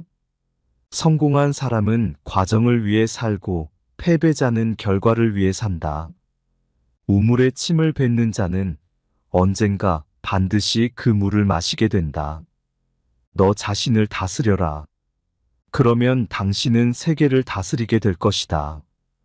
과거는 미래를 위해 선로를 놓는다. 오늘 행복한 사람이 반드시 내일도 행복한 것은 아니다. 성공을 향해 대담하게 나아가고 꿈꾸는 삶을 살기 위해 노력한다면 평범한 시기에 뜻밖의 성공을 접하게 될 것이다. 우리는 인맥이라는 것에 집착할 때가 있지만 결국 그 인맥은 내가 줄 수 있는 것에 좌우된다. 불순한 동기에서 생기는 애정은 그 동기가 사라져갔을 때 죽어버린다. 돈이나 물건은 그냥 주는 것보다도 빌려주는 쪽이 낫다. 그냥 얻으면 얻은 쪽은 준 사람보다 밑에 있다고 생각되지만 빌린다면 대등하게 대할 수 있다. 누가 현자인가? 모든 사람들로부터 배우는 사람이 현자이다. 만나는 모든 사람에게서 무엇인가를 배울 수 있는 사람이 이 세상에서 가장 현명하다. 포도주는 오래되면 오래될수록 맛이 좋아진다. 지혜도 똑같은 것이다. 해를 거듭함에 따라 지혜는 성장한다. 주위의 소중한 분들에게도 공유해 주시면 좋을 것 같습니다. 한 번 더 들으시면 가슴에 더욱 새겨질 것입니다. 반복 재생합니다. 지난주에 앤더슨 시 코리아라는 뉴욕의 정형외과 의사가 벼락 맞은 얘기를 했습니다. 벼락을 맞아서 죽었더니 몸에서 영혼이 빠져나와서 자기 시신을 장모님이 쫓아내려와서 울고불고 하고 이 사람아 죽으면 어떻게 하나? 그런데 자기 시신을 보고 있는데 정작 본인은 하나도 안 슬프더라는 거예요. 그러니까 죽은 영혼은 여러분들 슬프지 않아요. 죽은 영혼은. 그러니까 여러분들 죽은 영혼을 위해서 너무 슬퍼하는 것도 죽은 영혼 멋쩍게 만드는 거예요. 네. 누구한테 맡겨? 하느님한테 맡겨야 돼요. 그래서 저는 그 세월호에서 희생된 물론 어른들 55명 그것도 잊으면 안 되죠. 그분들도 잊으면 안 돼요. 우리가 어른들 55분 잊으면 안 되고 더욱이 피지 못하고 세상을 떠난 우리 249명의 우리 학생들도 전부 누구 손에 누구 자비에 맡겨야 돼요? 하느님 자비에 맡겨야 돼요. 그래서 너무 하느님 자비를 안 믿는 것도 내가 보기엔 문제가 있는 것 같아요. 아니 하느님이 이 세상 구원하려고 당신 아드님 보냈는데 그렇게 억울하게 죽은 애들 천국에 안 데리고 갔겠어요? 그러니까 천국에 데려갔다고 여러분들도 굳게 믿으시고 그 아이들을 위해서 가끔 기도 중에 특별히 이 위령성을 때 기도 많이 해주시기 바랍니다. 어쨌거나 하여튼 이 앤더슨 시 코리아는 의사는 딱 자기 몸이 나왔을 때 영혼이 나왔을 때 아 내가 죽었구나 내가 이제 떠날 때가 됐구나 보통 2, 3분 사이에는 죽었는지 샀는지 구분도 못한대요. 현실인지. 그래서 이거를 미국에서는 ND라고 Near Death Experience라고 그래요. 임사체험, 근사체험, 죽음 체험이라고 그래요. 죽음의 선상에서 왔다 갔다 하는 거예요. 죽음의 선상에서. 네. 그래서 이제 아내하고 딸하고 마지막 작별을 해야 되겠다 생각을 하고 아내하고 딸이 있는 호텔로 걸어가려고 그러는데 걸어가지지가 않더래요. 여러분들 죽은 영혼들이 처음으로 착각하는 게 육신이 아직도 있는 줄 안 되는 거예요. 처음으로 착각. 육신은 이미 저기 누워있고 영혼만 나온 거예요. 그래서 육신이 있는 줄 알고 차가 지나가면은 그 차를 피하려고 막 그런다는 거예요. 육신도 없는데. 육신이 있어야지 이 육신이 내가 이 물질이 나라는 물질하고 마주치면서 이 막는데 나는 이미 물질이 없어진 건데 영혼인데 혼인대. 걸어가려고 하니 걸어가지지 않고 쫙 떠서 가더래요. 허기야, 여러분들 동양 귀신, 서양 귀신 중에 걸어다니는 귀신 봤어요? 귀신들은 다 떠서 다녀요. 다 떠서. 여러분들 저기 전설의 고향을 봐도 저기 귀신들 보면 다 날라다니잖아요. 다 하다못해 중국 강시도 이러고 다 떠다녀. 쫙 떠서 가더래. 그래갖고 이제 문을 열으려고 했는데 문 열을 필요도 없더래요. 그냥 몸이 통과돼서 들어가더래요. 이것도 성서에 다 나오는 거예요. 예수님이 부활하시고 난 다음에 제자들이 문 걸어 잠고 있었을 때 어떻게 했어요? 문 열지도 않고 그냥 그 안에. 그러니까 저는 요즘 과학이 발달하면서 많은 의사들이 죽은 사람들의 증언을 채취를 하고 연구를 하면서 그 내용이 신약 성서에 다 나와 있어. 다 나와 있어. 아니, 죽었다가 부활한 거, 우리 예수님 죽었다 부활하셨잖아요. 그렇죠? 죽은 사람 살려낸 거 예수님 다 살려냈잖아. 예수님 영원히 부활하시는 다볼산에서 거룩한 변모할 때 얼굴은 해와 같이 빛나고 온몸은 빛난다. 죽었던 사람들이 하늘나라에서 올라가서 본 장면 그대로 다 신약 성서에서 예수님이 다 보여주신 거야. 다 보여주신 거예요. 근데 우리는 그렇게 예수님이 보여줬는데도 다 필요 없어. 죽은 아버지가 살아 돌아와서 얘기를 해줘야 돼. 우리는 다 필요 없어. 죽은 아버지가 살아 돌아와야 돼. 다른 사람 필요 없어. 참. 그래서 쫙 떠서 가서 아내하고 딸이 있는 호텔을 딱 들어가 보니까 아내하고 딸이 얼굴에 막 페인팅을 하고 놀더래요. 근데 정작 자기는 안 슬프더래요. 떠나야 되겠구나. 그래서 구말리라고 그러냐, 구말리. 그래서 그 죽은 사람들의 특징이 저 빛 있는 데까지 가는 여행길이 그렇게 멀게 느껴진대요. 근데 그 속도가 너무너무 빠르다는 거예요. 그래서 여러분들 우리 죽은 영혼들 잘 떠나가라고 죽으면은 마당에다가 못 떠나요. 사자밥 떠놓잖아요. 맷밥이라고 흰쌀밥 3그릇, 신발 3켤레, 국 3그릇, 그 다음에 엽전 3입 놓잖아요. 그게 뭐예요? 저승사자 둘 오니까 둘하고 죽은 본인 잘 떠나보내라고. 그리고 어디는 또 간장까지 떠놓는데요. 간장을 왜 떠놓는지 아세요?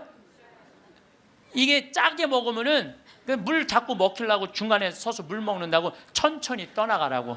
아니면 다시 돌아올 수도 있다. 그래서 간장도 떠놓고 된장도 떠놓는 거라는 거예요. 그래서 이거 죽은 이들을 위한 그런 것들이 너무너무 많은 거예요. 어쨌거나 하여튼 이제 이 앤더슨 C 코리아라는 의사는 나와갖고 하늘나라 딱 올라가는 순간 이 사람도 역시 신앙이 없는 사람이에요.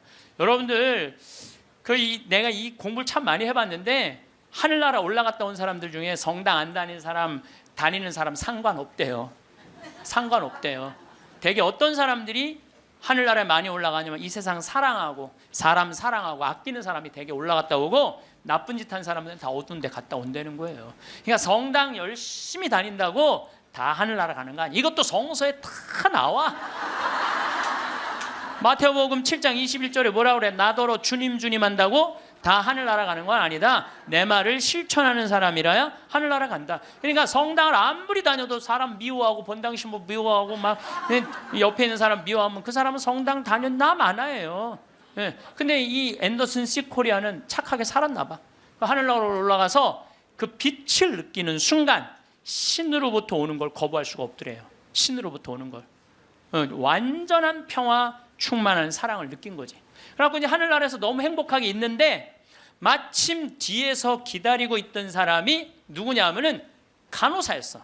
간호사가 기다리고 있었는데 앞에 사람이 벼락을 맞아 팍 쓰러지니까 어떻게 배운 대로 심폐소생술을 시작을 한 거예요. 심폐소생술을 시주를 해갖고 살려낸 거야. 이게 육신을 살려내면 영혼이 아무리 천국에 가도 다시 돌아와야 된대, 육신으로. 그래서 세상에 돌아온 거예요. 그래서 옛날에는요, 사람이 죽을 때 눈을 뜨고 주고 입을 벌리고 죽으면 눈을 감겨주고 입을 다물어 줬던 이유가 영혼이 다시 돌아오지 못하게 하려고. 그렇게 다물어 줬다는 거예요. 근데 이 사람은 너무 천국에서 행복하게 있는데 이 간호사가 이 주책맞게 심폐소생술을 해서 살려낸 거야.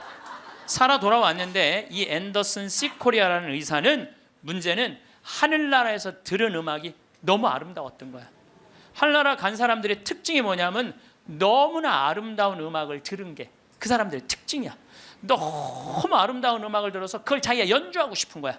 그래서 이 사람은 94년부터요 박사학위가 2개야. 심리학 박사에 정형외과 박사인데 이 사람은 바이엘부터 피아노를 배워요. 배워서 2002년에 음반을 발표를 해요. 내가 유튜브를 통해서 그걸 들었는데 너무너무 연주를 잘하더라고요. 이 사람은 자기 죽었다가 아니 무슨 무당이 갔다 오거나 뭐 이런 사람이 갔다 오면 무당도 무시할 건 안 되죠. 여러분들 무당도 신 내림 받은 무당은요 무시하면 안 돼요. 강신무들은요 무당 무시하면 안 돼요. 그 사람들은 뭔가 있는 거예요. 그들의 세계가 있는 거야.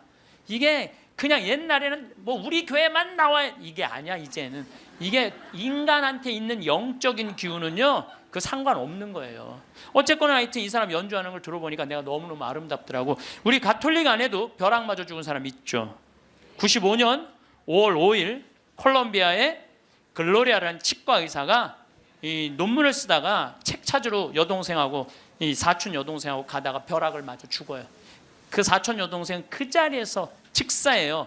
항상 신앙이 열심히 해갖고 목에 목걸이를 하는데 글리 들어가고 심장을 완전히 그냥 강탈을 해버려요. 그 자리에 죽어버려요. 그리고 이 글로리아라는 의사는 벼락을 맞았을 때 어떤 일이 벌어지느냐면 간이 다 타요. 간이 다 타고 신장도 다 타요. 난소도 다 타버려. 난소도 다 타버리고 이 젖꼭지로 번개가 나와요. 그래갖고 이 오른쪽 젖꼭지가 날아가 버려. 젖이. 그럼 완전히 다리도 다 타고 완전히 죽은 거죠. 근데 이 여동생이 그 병원에 또 의사였어. 의사들이 죽었다. 이거 산소호흡기 뛰자. 절대 못 뛰겠다. 난 우리 언니는 죽은 게 아니다. 이 사람은 이제 영혼이 나가갖고 하늘나라 올라가갖고 천국, 연옥, 지옥 다 돌아다니는 거예요. 그리고 이 사람은 16살 때 낙태를 해요. 그러면서 하느님이 너 낙태한 거 그래 다 보여주는 거야. 그냥 자기가 살아생전에 자기는 막 맨날 그냥 미용하고 막 옷 엉덩이 뭐 이런 것만 신경 쓰던 여자예요. 성당도 열심히 다니긴 했지만은 그거보다는 세상 일에 더 많은 매력을 가졌던 여의사예요. 예쁘고 그 천국 지옥 연옥. 근데 이제 뭐 이 사람은 하늘나라에서 이제 여행을 다 하는데 이제 살았느니 죽었느니 그러는데 일주일이 지났을 때 시골에 농부 하나가 미사 참여를 할 때 얼마나 열심히 하냐면은 주머니에 10,000페소, 5,000페소가 있을 때 10,000페소는 하느님한테 봉헌하고 5,000페소로 빵을 사서 먹는 정말로 착한 사람이에요. 여러분들 주머니에 10만 원짜리하고 10,000원짜리 있으면 여러분들 얼마짜리 낼 것 같아요? 10,000원짜리? 저는 그렇게 생각하지 않아요. 여러분들은 어떻게 해서든지 1,000원짜리 찾아서 1,000원짜리 내지 무슨 10,000원짜리를 내. 우리 천주교 신자들이 무슨 10,000원짜리를 내요. 근데 이 시골 농부는 3년 전에 완전히 가뭄, 강도를 맞아서 그나마 키우던 닭까지 없던 사람이야. 아무것도 없는데 하느님한테 10,000페소 봉헌하고 5,000페소로 빵을 사요. 근데 저도 이번에 남미에 한 달 동안 강의 갔다 왔지만은 남미 사람들은요 빵을 다 신문지에 싸서 팔아요. 그리고 그 신문지를 싸서 빵을 펼치는데 신문지에 글로리아라는 의사 기사가 떠요. 그걸 보고 이 사람 그 자리에 무릎을 꿇어요. 하느님, 이 능력 있는 의사를 만약에 살려 돌려보내신다면 내가 성모님 성지 순례를 갈 것이고 죽은 이들을 위한 기도를 열심히 하겠다고. 그걸 하느님이 들어요. 참 신기하죠? 그 사경을 헤매는 그 글로리아라는 의사한테 하느님이 하늘나라에서 이런 얘기를 해요. 내가 너를 살려 돌려보낼 것이다. 왜 돌려보내느냐 하면은 너의 공로가 아니다. 이 시골의 농부, 너무 나를 따르고 사랑하는 이 농부가 너를 위해 간절하게 기도했기 때문에 내가 너를 살려 돌려보내는 것이다. 돌아가서 이 하늘나라에서 본 것을 증언을 해라. 그리고 살려 돌려보내요. 그래서 이 글로리아라는 의사는 살아 돌아와요. 그런데 일주일이 지나고 다리를 너무 피가 안 돌기 때문에 잘라야 된다고 그러는데 이 사람은 살아 돌아와서 간도 재생이 되고 난소도 재생이 되고 신장도 재생이 되고 다리도 다 재생이 돼요. 그래갖고 애까지 또 낳아요. 정말 애를 하나 더 낳아요. 그리고 지금은 온 세계에 다니면서 자기가 벼락 맞아 죽고 난 다음에 살아 돌아와서 하늘나라 경험 얘기한 걸 다 얘기를 해주는 거예요. 여러분들 우리 죽은 이들을 위해서 기도하는 거 우리 가톨릭 교회 가장 아름다운 전통 중에 하나예요. 그거를 모든 성인의 통공을 믿는다고 그러죠. 우리가 천상, 지상, 연옥 이게 서로 연결이 되는 거예요. 저는 이렇게 본당에 초상이 나면은 연도 바치러 꼭 갔어요. 연도를 바치러 딱 내가 이제 저녁 한 8시나 9시쯤 가면은 그 연도꾼들이 꽉 차 있으면 기분이 너무너무 좋아. 교우들이 연도 바쳐 주러 왔을 때 너무너무 기분이 좋아. 왜냐하면 여러분들 연도 바칠 때 뭐라 그래요? 성부, 성자, 성령, 이영혼 구원하여 주소서. 성모님, 요셉 성인 이영혼 구원하여 주소서. 모든 천사들 이름 부르면서 이영혼 구원하여 주소서. 베드로, 야고보, 요한, 안드레아, 베네딕토, 루시아, 아네스 이영혼 구해달라고 계속 성인들 이름 부르면서 구원해달라고 그러잖아요. 그럼 여러분들 생각을 해봐요. 우리가 이제 죽으면 하늘나라 올라가면은 하느님이 심판하지 않는다니까요. 베드로한테 맡겼잖아요. 베드로가 이제 천당 보낼지 연옥 보낼지 지옥 보낼지 결정할 거 아니야. 혼자 결정하지 않을 거예요. 수호천사 부르고, 아까 성서에도 얘기했잖아요. 하늘의 천사가 너를 지켜보고 있을 것이다. 수호천사 부르고 수호 성인 부르고 연관된 성인들 다 불러서 천당 보낼 거냐 지옥 보낼 거냐 연옥 보낼 거냐 얘기를 할 거야. 근데 밑에서 계속 이름 불러대면 성인들이 회의하다 뭐라 그럴 것 같아요? 야, 우리 이름 이렇게 불러대는데 웬만하면 올려 보내자 그냥. 그게 바로 연도의 효과예요. 연도의 효과. 그래서 여러분들 본당에서 세상 떠나는 교우들이 연도 났다 그러면은 시간 내서 꼭 가서 술을 먹으라는 것도 아니고 그냥 잔치밥을 먹으라는 것도 아니에요. 그냥 여러분들 가서 연도 바쳐주는 거 최고의 선물이에요. 예. 제가 지난 봄에 우리 교구에 젊은 신부님 엄마가 돌아가셔서 61에. 근데 그 엄마가 나 한참 병 모으고 비누 공장 할 때 많이 도와줬던 엄마야. 송탄 본당 자매님인데. 내가 또 너무 우리 생태마을에서 그 아들은 지금 유학 가 있는데 우리 생태마을에서 같이 나오고 일도 많이 하고. 그래서 내가 사순식에 인천교구에서 사순 피정을 해주고 저녁 주일날 밤 9시에 송탄 장례식장을 갔어요. 갔는데 사순식임 신부들이 얼마나 피곤해. 하루 종일 성사주고. 그런데도 그 9시에 그 엄마를 위해서 신부들이 30명이 모여 있더라고요. 다음 날은 물론 주교님이 월요일날 장례미사를 해주시죠. 그런데 우리 수원교구는 신부님 부모님이 돌아가시면 주교님이 미사하기 전에 계속 매 시간 미사를 해요. 와서 그게 우리 신부들이 그 동기 신부들에 대한 예의야. 예의. 그래서 매 시간 그러니까 수백 명이 우리 수원교가 한 450명 되니까 수백 명이 와서 미사를 해주는 거야. 근데 그날도 내가 이제 마침 주례를 하게 돼갖고 미사를 주례를 하는데 하늘나라에서 회의하는 소리가 들리더라고요. 아니 진짜로 하늘나라에서 회의하는 소리가 들리더라니까요. 야,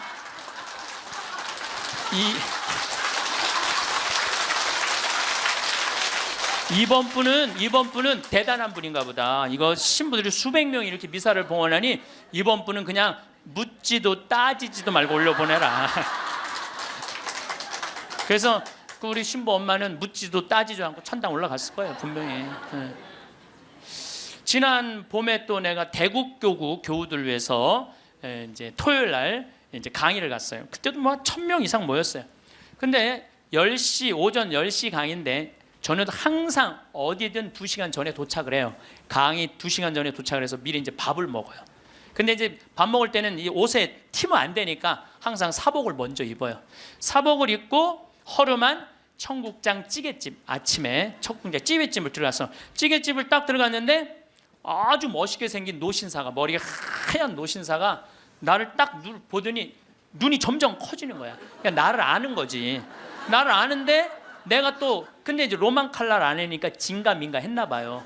그렇다고 내가 가사 걷고 저는 황창현 신부입니다 이렇게 할 수가 있나?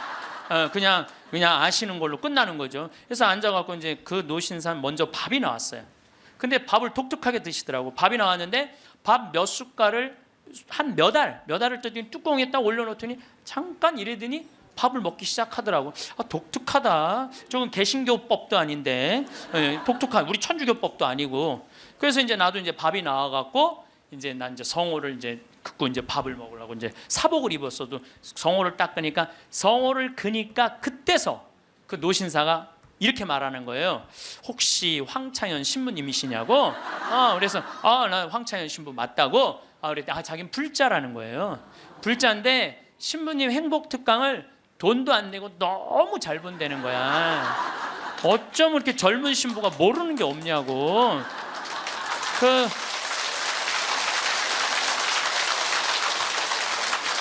자식들한테 한 푼도 주지 말고 다 쓰고 통장에 500만 원만 남기라는 말 너무너무 공감한다고.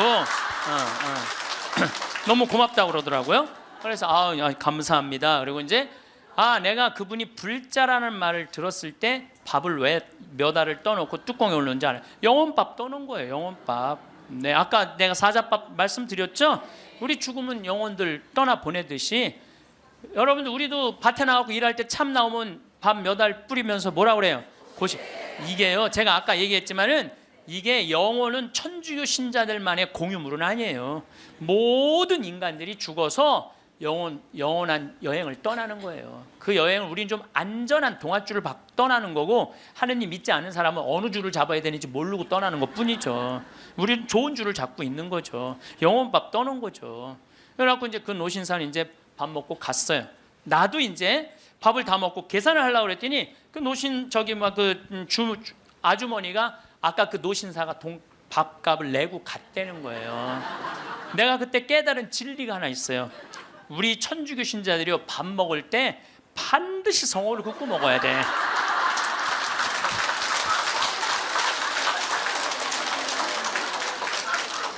그래야지 뭔가 얻어먹는 게 있는 거예요. 여러분들 성호를 꺼야지.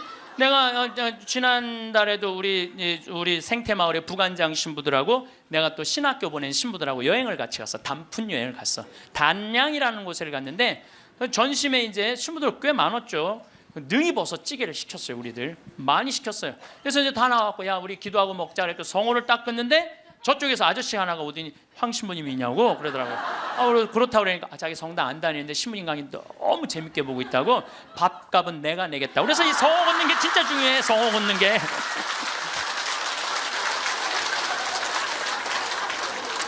우리 천주교 신자들 영혼밥 떠나요 안 떠나요? 떠나요. 왜 안 떠나요? 여러분들 영혼밥 떠나요. 우리 식사 후 기도 때 뭐라 그래요? 전능하신 하나님 베풀어 주신 모든 은혜 감사드리나이다. 주님의 이름은 찬미를 받으소서, 이제와 영원히 받으소서. 세상을 떠난 모든 교우들이 천재자비하심으로 평화의 은식을 얻게 하소서. 이게 영어 기도문에 없어요. 내가 영어로 식사 전후 기도 하거든요. 없어요. 영어. 한국에만 있는 기도문이에요. 영혼들을 위한 기도. 참 좋은 기도문이에요. 그러니까 이게 연옥 영혼들이요, 다른 나라 사람들 천주교 신자들 밥 먹을 땐 쳐다도 안 봐. 근데 누구 밥 먹을 때만 기다려? 한국 천주교 신자들 밥 먹을 때만 기다리고 있는 거예요. 그 영혼밥 한번 얻어 먹어보려고. 근데 우리 천주교 신자들이 얼마나 못됐는 줄 알아요? 식사 전 기도는 해 그나마. 근데 식사 후 기도하는 신자가 거의 없어요. 그냥 일어나는 거야. 얼마나 영혼에서 황당하겠어요. 연옥에서. 여러분들 이제 식사 후 기도하세요. 꼭 하세요. 우리들이 항상 영혼들을 위해서 기도해야 돼. 또 묵주기도 끝에 뭐라 그래요? 예수의 우리 죄를 용서하시며 우리를 지옥불에 소구하시고 연옥 영혼을 돌보시며 가장 버림받은. 여러분들 이게 1917년 파티마 성모님이 루시아 프란치스코 히아친트한테 부탁한 거예요. 왜? 연옥 영혼들이 너무 불쌍한 영혼들이 많으니까 너희들 기도해라고. 그러니까 저는 요즘 이렇게 이 죽음 강의를 준비하면서 장례차가 지나가면은요, 천주교 신자, 개신교 신자, 불교 신자 가리지 않아요. 가리지 않고 성호 커요. 성호 걷고 하느님 저 영혼 구원해달라고 좀 기도해요. 네. 나는 도저히 이해가 안 가는 종교 단체가 있어요. 우리 교회에 나와야만 구원받는다고 얘기하는. 근데 그 몇 명이냐면 14만 4천 명에 속해야만 구원받는다고. 난 이해가 안 가요. 여러분들 하느님이 그것도 2000년 역사상 대한민국의 고교회 14만 4,400만 명만 구원하려고 당신 아들 죽였겠어요? 온 인류의 하느님 이렇게 째째하겠어요? 다 구원하고 싶어 하세요. 만약에 14만 4,400만 명만 14만 4천 명만 구원하려고 그러면 나는 예수님 그럴 것 같아. 14만 4천 명 구하려고 그러면 예수님이 이랬을 거예요. 야 베드로야 네가 죽어라. 그 14만 4천 명. 예수님은요 모두를 구원하시기 위해서 십자가 지신 거예요. 그래서 하늘나라는 활짝 열려 있는 거예요. 불교에는요 4대 보살님이 있어요. 관세음보살, 지장보살, 보현보살, 문수보살이 있어요. 관세음보살은 이 세상에 자비를 베푸는 보살이에요. 그런데 지장보살님은 저 지옥에 단 한 명이라도 있으면은 자기 성불하지 않겠다고 그러는 보살님이에요. 그러니까 우리는 지옥에 가면 천국에 못 가잖아요. 근데 불교는 또 달라요, 우리하고. 그러니까 지옥의 마지막 한 명까지 구원하겠다는 게 그 보살님의 마음인 거야. 나는 그 보살님이 너무 마음에 들어. 너무 마음에 들어. 이게 난 하느님의 마음이라고 생각 들어요. 하느님의 마음. 그러니까 여러분들도 모든 사람들이 구원받을 수 있도록 항상 기도하셔야 돼요. 여러분들은 구원 받을 것 같아요? 안 받을 것 같아요? 여러분들 구원 받아요. 적어도 이 시간 강의 듣겠다고 여기 나와서 앉아 있는 여러분들은 구원 받아요. 아니, 내가 여러분들 천당 간다는 확신 있으면 행복하지 않겠어요? 행복하죠? 아니, 내가 이제 막 죽을 때가 다 됐어. 근데 싹 하느님이 와갖고 한 일주일 전에 귀에다 대고 너 축하해, 너 천당이야, 이렇게 얘기하면 행복할 것 같아요? 안 행복할 것 같아요? 행복하겠죠? 근데 이거를 누구한테 하느님이 하냐면 프란치스코 성인한테 해요. 프란치스코 성인한테 나타나갖고, 프란치스코는 굉장히 빨리 돌아가시잖아요. 40대 초반에 돌아가시잖아요. 하느님이 와서 너는 연옥의 벌을 면한다, 바로 천국이다. 그랬을 때 프란치스코 성인이 너무 행복하고 일주일 동안 밥을 안 먹었다는 거야. 너무 행복해서. 나도 지금 하느님이 오늘 저녁에 와갖고 창현아 너 천당이야, 너. 우리 인사발령 신부들 인사발령 굉장히 기다려지거든요. 뭐 저야 뭐 평창에 있으니까 뭐 인사발령이 별로 없으니까. 그래도 신부들 인사발령 굉장히 기다려져. 그 인사발령 때 가고 싶은데 너 거기야라고 얘기하면 신부들이 얼마나 좋겠어요. 근데 우리 마지막 인사발령 너 천국이야, 마지막 인사발령. 근데 마지막 인사발령이 너 지옥이야. 그러면 어떻게 될 것 같아? 어떻게 될 것 같아? 가슴이 철렁하죠. 여러분들은 구원 받으세요. 예수님은요, 마태오복음에 지옥 얘기 그렇게 많이 안 하세요. 마태오복음에 천국 얘기는 37번 하고 지옥 얘기는 13번밖에 안 해요. 다른 복음에는 아예 지옥이 거의 없어요. 지옥이 거의 없어요. 많이 나와요. 한두 번밖에 안 돼요. 그리고 나머진 한번 오늘 저녁에 집에 가서 성서 읽어보세요. 여러분들 눈이 확 뜨일 거야. 끊임없이 하늘나라 얘기를 해요. 끊임없이 기쁜 소식 얘기를 해요. 하늘나라, 하늘나라, 하늘나라. 내가 이만큼 하늘나라에 관련된 성서가 꽉 차 있어요. 그러니까 하느님이 주고 싶은 거는 뭐예요? 하늘나라예요. 예수님이 뭐하러 그렇게 십자가에 고통스럽게 돌아가셨겠어요? 우리한테 천국을 주기 위한 거예요. 요한복음 3장에 보면은 예수님이 니코데모하고 얘기할 때 이런 얘기를 해요.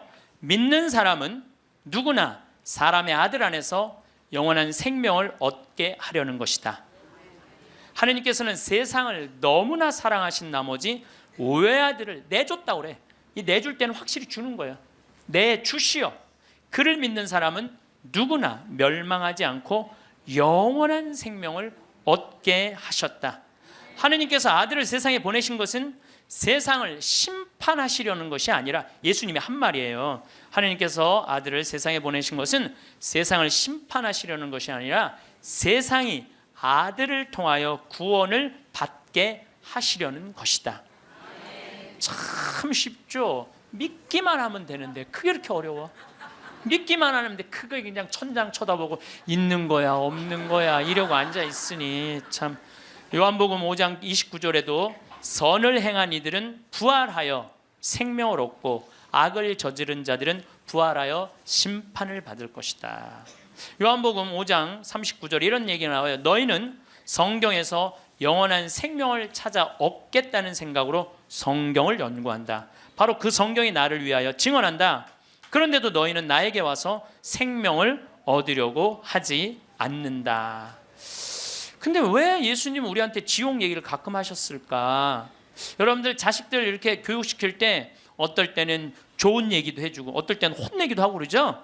똑같은 거예요. 근데 혼낼 때도 여러분들 꼭 굳이 애를 그냥 우리 어머니가 나 어렸을 때 너 정말 다리 밑에서 주워왔는데 진짜 너 다리 밑에 갖다 버린다 이런 얘기 참 많이 하셨어요. 나는 원래 내가 고향이 다리 밑이 내 고향인 줄 알았어요. 하도 그런 얘기 많이 들어갖고. 근데 우리 어머니는 한 번도 다리 밑에 날 버리지 않으셨어요. 예수님도 똑같은 거예요. 아니 아버지가 자식 지옥 가기를 원하는 아버지가 어디 있어요? 그건 아버지가 아니지. 근데 우리는 하느님의 사랑을 많이 믿지를 못해요. 하느님의 사랑을 많이 믿지를 못해. 참 이렇게 의심하는지 몰라. 저는 본당 신부 10년을 하는 동안 총회장님 4분하고 살았어요. 근데 이 4분의 총회장님들이 정말 열심히 했어요. 일을. 그러니까 우리 동창 신부들이 성당에 오면 맨날 총회장이 있는단 말이야. 야, 니네 총회장을 어떻게 하길래 저렇게 열심히 하냐? 나 별말 안 했어. 딱 한마디밖에 안 했어. 무슨 말 했는데? 나는 총회장님을 믿는다. 믿는다는 말 한마디에 총회장님이 책임감을 느끼는 거예요. 본당 신부가 믿는다는데. 그러니까 저는 강의 다닌다고 성당 거의 있었던 적이 없어. 맨날 성당 비우고 돌아다녔는데 두 번 다 성당을, 신설 성당이니까 성당을 하나는 전 신부님이 져주신 거 내가 완성을 했고, 두 번째 성당은 내가 처음부터 끝까지 졌거든요. 그래도 저도 성당에 생전 안 붙어 있었어요. 그래도 성당 너무 잘 져줬어. 근데 누가 다 책임진 거예요? 총회장이 다 책임. 뭐 때문에? 내가 믿는다는 말 한마디에, 믿는다는 말 한마디에. 여러분들, 그 많은 신들 중에, 인도에는 신이 3억 명이나 된다는데, 그 많은 신들 중에 야훼 하느님 당신만을 나의 주님으로 믿습니다라고 고백하면은 하느님은 나한테 책임감 느낄 것 같아, 안 느낄 것 같아? 아니 저놈이 날 믿는다는데 저거 하나 천당에 못 데려오겠어요? 근데 만약에 여러분들이 어느 날은 믿는 것 같고 어느 날은 안 믿는 것 같고, 그럼 하느님 어떠실 것 같아요? 어느 날은 책임져야 될 것 같고 어느 날은 책임지지 않아도 될 것 같고 그러네. 믿으려면 어떻게 믿어야 돼? 확실하게 믿어야 돼. 확실하게 믿어야 돼. 그리고요, 제가 예비자 교리 참 잊지 못하는 예비자가 하나 있었어. 6개월 동안 그렇게 예수님에 대해서 얘기하고 성경에 대해서 얘기하고 예수님 증언했는데 6개월 후에 교리 마지막 끝에 자, 마지막으로 질문해 보십시오. 그랬더니 딱 손을 들더니 신부님 솔직히 얘기해 달라는 거예요. 뭘 솔직히 얘기하냐니까 진짜 예수 믿냐고 솔직히 해달라는. 6개월 지났는데. 자, 여러분들도 저한테 그렇게 물어보고 신부님 솔직히 한번 얘기해 보라고. 예수님 믿느냐고. 내가 이스라엘 다녀오고 과달루페 가고 파티마 가고 루르도 가고 또 수많은 사제생활 23년 하면서 수많은 신앙 체험하고 나도 신앙 체험하면서 내가 느낀 게 있어요. 내가 확실하게 나한테 물으면 내가 얘기할게. 하느님 확실하게 살아계셔.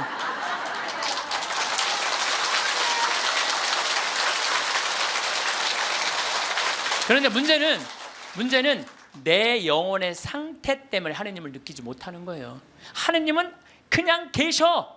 근데 내 이놈의 영혼이 왔다 갔다 하는 거지. 하느님이 있다 없다 하는 게 아니야. 내 마음 안에 신앙이 있다 없다 하는 거지. 하느님은 그냥 그대로 그 자리에 계셔. 내가 깨어서 기도하고 주님을 끊임없이 찾고 주님께 찬양을 드리고 감사를 드리면요, 주님은 응답해 주세요. 근데 혼자 그냥 방구석에 갖고 있는 거야 없는 거야 이러면은요, 아무리 대답해 주고 싶어도 방구석에서 나와야지. 근데 여기 지금 나와 있는 분들은 대답을 듣잖아요. 마태복음 25장에 슬기로운 처녀, 미련한 처녀 얘기가 나와요. 슬기로운 처녀 등잔에는 기름이 많았고 미련한 처녀 등잔에는 기름이 하나도 없었어. 미련한 처녀들은 어떤 처녀들이 미련한 처녀들이냐면 맨날 의심하고 성당도 안 나오고 가난한 사람도 안 도와주고 그냥 이러고 있는 처녀들이 미련한 처녀들이에요. 슬기로운 처녀들은 어떤 처녀들이야? 명동에서 피정 있다 그러면 아침부터 와서 앉아있고. 그래서 이 처녀들이요,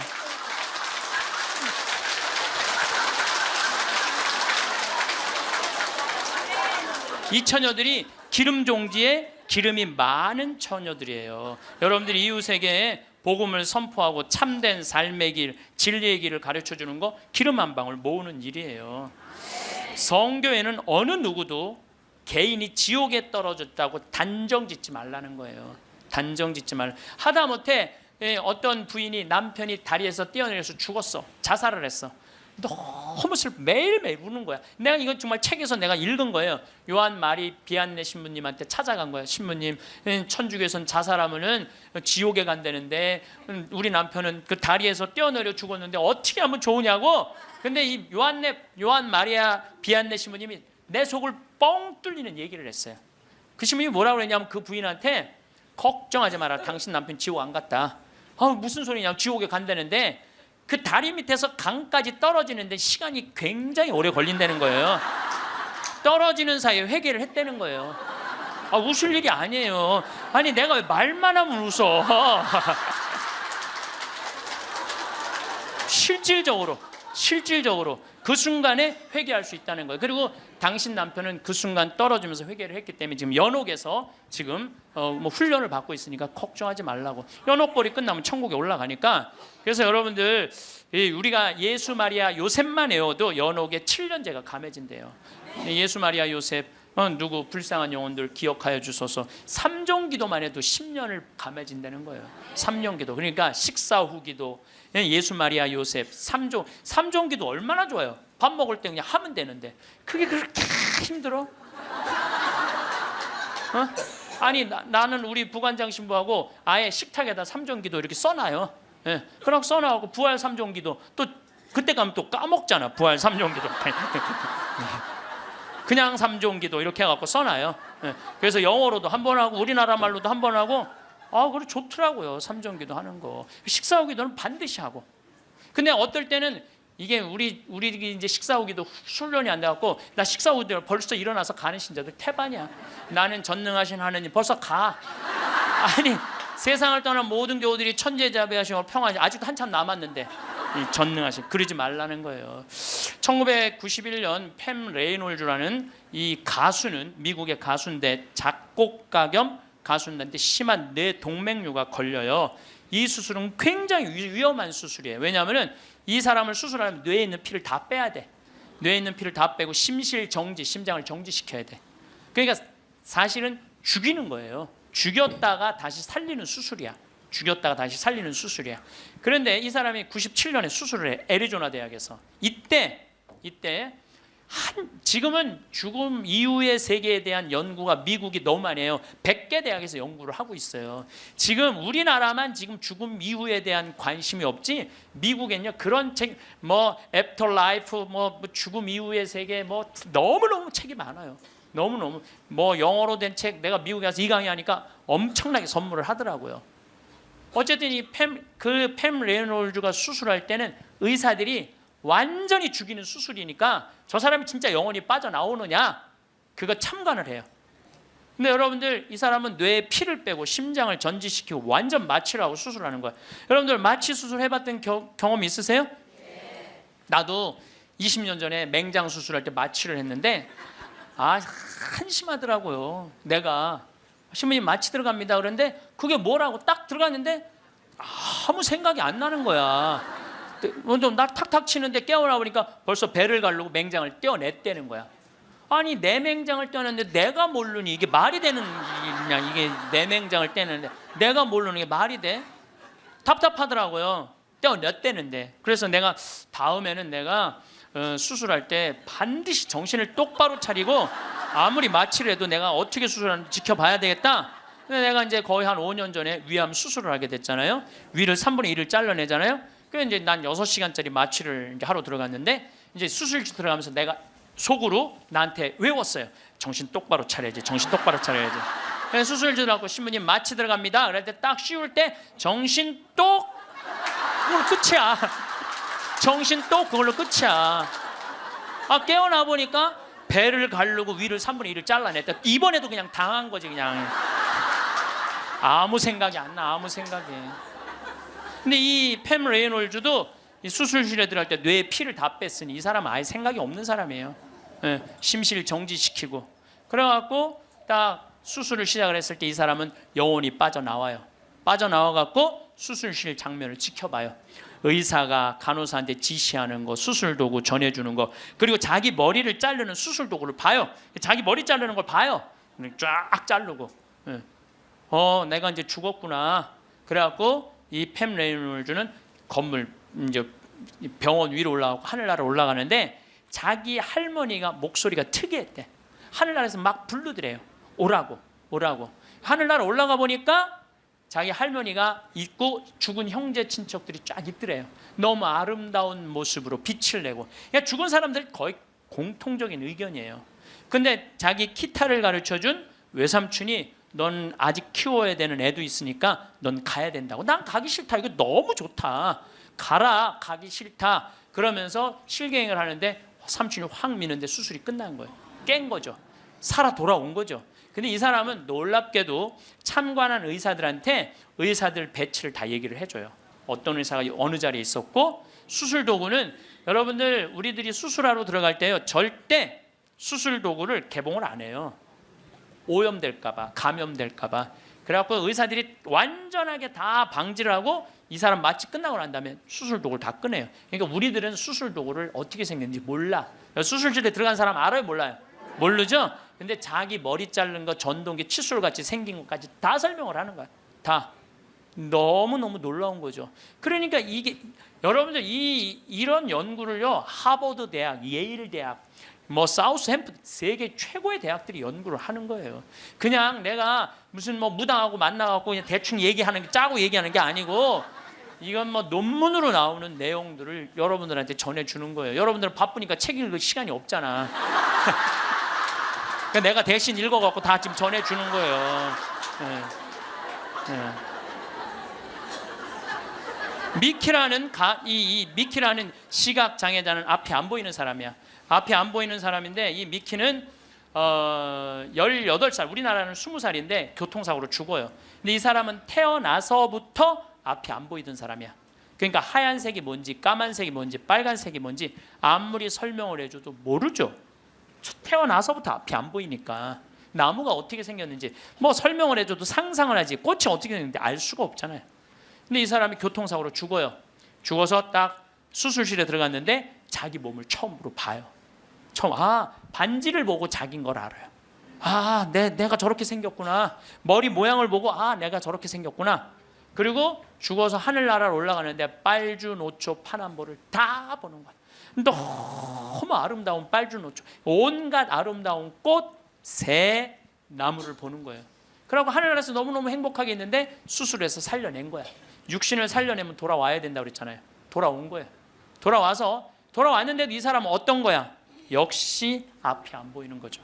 역시 앞이 안 보이는. 근데 역시 앞이 안 보이는데도 이 사람은 모든 색깔을 너무 정확하게 설명을 하는 거예요. 모든 색깔. 나무는 어떻게 생겼고 꽃은 어떻게 생겼고. 이 미키라는 사람도 굉장히 중요한 연구 대상자가 돼요.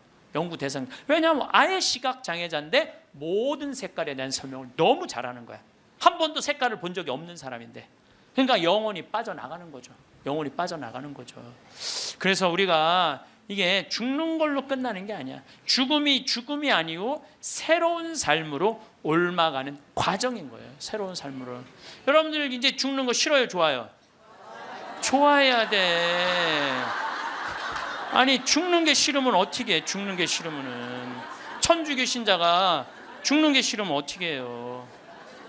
이제 죽는 거 좋죠? 그래도 죽는 게 싫어. 그래도 살아있는 게 나아. 이 이야기는 조금 더 다음 시간에 하면서 내가 죽음이라는 것이 그냥 우리가 하느님을 만나기 위해서는 반드시 죽음이라는 걸 거쳐야 돼. 제가 조금 어려운 얘기 하나 할게요. 나는 사실 어려운 얘기를 잘 안 하는 편인데 이번 건 굉장히 어려운 얘기예요. 요거는 방송 보면서 적어갖고 한번 묵상해 보세요. 데이아르드 샤르댕이라는 신부님이 있어요. 이분은 최고의 지성인이에요. 이분도 너무 유명한데 여러분들이 바빠갖고 이분 책을 읽을 시간이 없죠. 이분은 신학자면서 지질학자예요. 지질학자. 그런데 이분이 뭐라고 그러냐면은 우리는 이 육신은 영원히 이 육신을 잠시 경험하고 가는 거라고 그래요. 영원히 이 육신을 경험하고 가는 거야. 그러니까 이 육신은 그렇게 중요한 게 아닌 거야. 뭐가 중요한 거야? 영혼이 중요한 거야. 영혼이 중요한데 우린 영적인 삶을 살지 않기 때문에 그 영적인 세계에 대해서 답답한 거예요. 그러니까 너무 육신에 매달리는 거, 육신의 관계에 매달릴 때 영혼의 그 영적인 세계가 죽는 거예요. 그래서 여러분들 기도하는 시간 자주 가지시고 이런 피정 시간 자주 가지시고 그럴 때 영혼의 눈이 뜨일 때 내가 쓰고 있는 육신이 언젠가 떠나야 되는 육신이라는 걸 깨닫게 될 때 삶의 지혜는요 엄청나게 바뀔 거예요. 오늘도 황창현 신부님의 행복 특강 잘 들으셨나요? 이어서 나이 들수록 들으면 도움이 되는 지혜의 말씀을 들려드리겠습니다. 첫 번째, 남을 비판하기를 좋아하고 자랑만 하는 사람과는 거리를 두어라. 상대방의 입장이 되어보지 않고서 함부로 남을 평가하거나 판단해서는 안 된다. 그 사람의 입장에 서기 전에는 절대로 그 사람을 욕하거나 책망하지 말아야 한다. 남을 헐뜯는 사람은 세 사람을 죽인다. 자신뿐만 아니라 듣는 사람을 죽이고 당사자까지 죽이는 것이다. 칼과 같은 무기로는 가까이 다가가지 않으면 상대방을 해칠 수 없지만 헐뜯는 말은 멀리 떨어져 있는 사람도 해칠 수 있기에 그만큼 좋지 못한 것이다. 그리고 어떤 사람의 자랑하는 행동은 겸손과 공감이 부족하다는 신호일 수 있다. 끊임없이 자신에 대해 자랑하는 사람들은 진정한 관계를 만드는 것보다 자기 자신이 우월해 보이는 것에만 관심이 있을 수 있다. 이런 사람을 만나고 집에 왔는데 기분이 좋지 않으면 나와 잘 맞지 않는다는 신호다. 즉 관계를 끊어야 하는 사람이라는 뜻이다. 두 번째, 남의 고통을 즐거워하는 사람과는 거리를 두어라. 남의 실수와 연약한 모습을 기뻐하는 것은 실수행위 그 자체보다 더 나쁘고 교활한 것이다. 다른 사람의 고통과 불행을 즐거워해서는 안 된다. 이런 사람이 당신의 친구라고 생각해보라. 당신이 고통받고 있을 때 그들은 속으로 웃고 있는 사람들일 것이다. 나이가 들어갈수록 인간관계는 현명하게 하여야 하는 것이다. 지금 힘이 없고 약한 사람이라고 우습게 보는 사람이 있다. 살다 보면 일이 잘 풀릴 때도 있지만 잘 안 풀릴 때도 있는 것이 인생이다. 누군가의 인생이 잘 풀리지 않을 때 멸시하고 무시한다면 본인의 인생이 잘 풀리지 않을 때 똑같은 대접을 받게 될 것이다.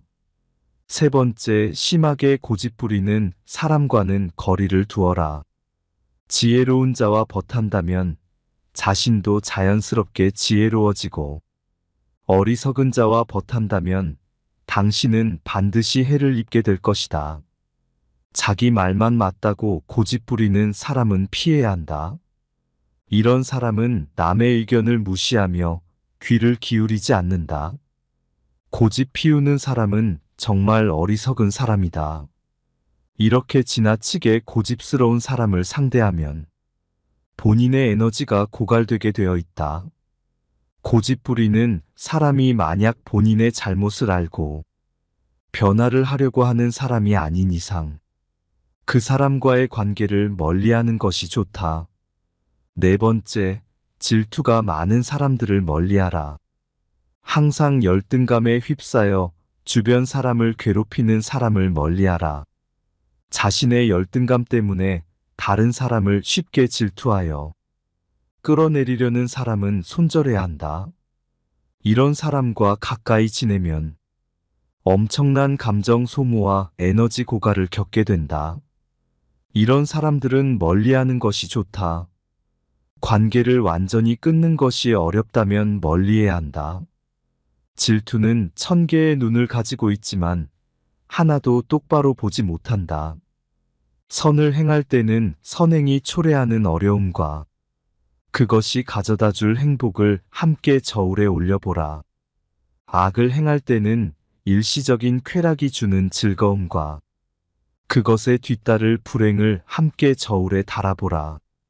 당신이 남들에게 범한 작은 잘못은 크게 보고 남들이 당신에게 범한 큰 잘못은 작게 보아야 한다. 당신의 친구가 당신에게 있어서 벌꿀처럼 달더라도 전부 갉아먹어서는 안 된다. 다섯 번째, 자기 말만 하는 친구와는 거리를 두어라. 당신은 그를 친구라 생각하지만 그는 당신을 그저 자신의 감정을 해소하는 수단으로 사용하고 있을 뿐이다. 자기 말만 하고 내 얘기를 듣지 않는 사람은 피해야 한다. 내가 어려울 때 힘이 돼준 친구가 진짜 친구인 법이다. 내가 잘 나갈 때는 주변에 사람이 많기 마련이다.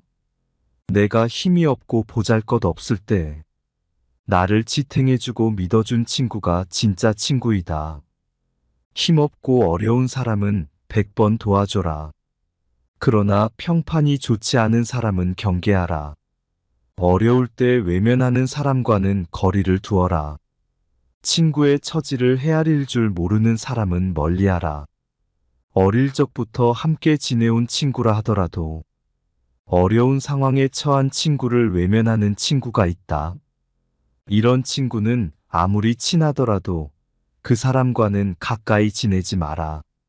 친구 관계가 얼마나 오래되었냐가 중요한 것이 아니다. 만난 지 얼마 되지 않았다고 해도 좋은 사람은 얼마든지 있다.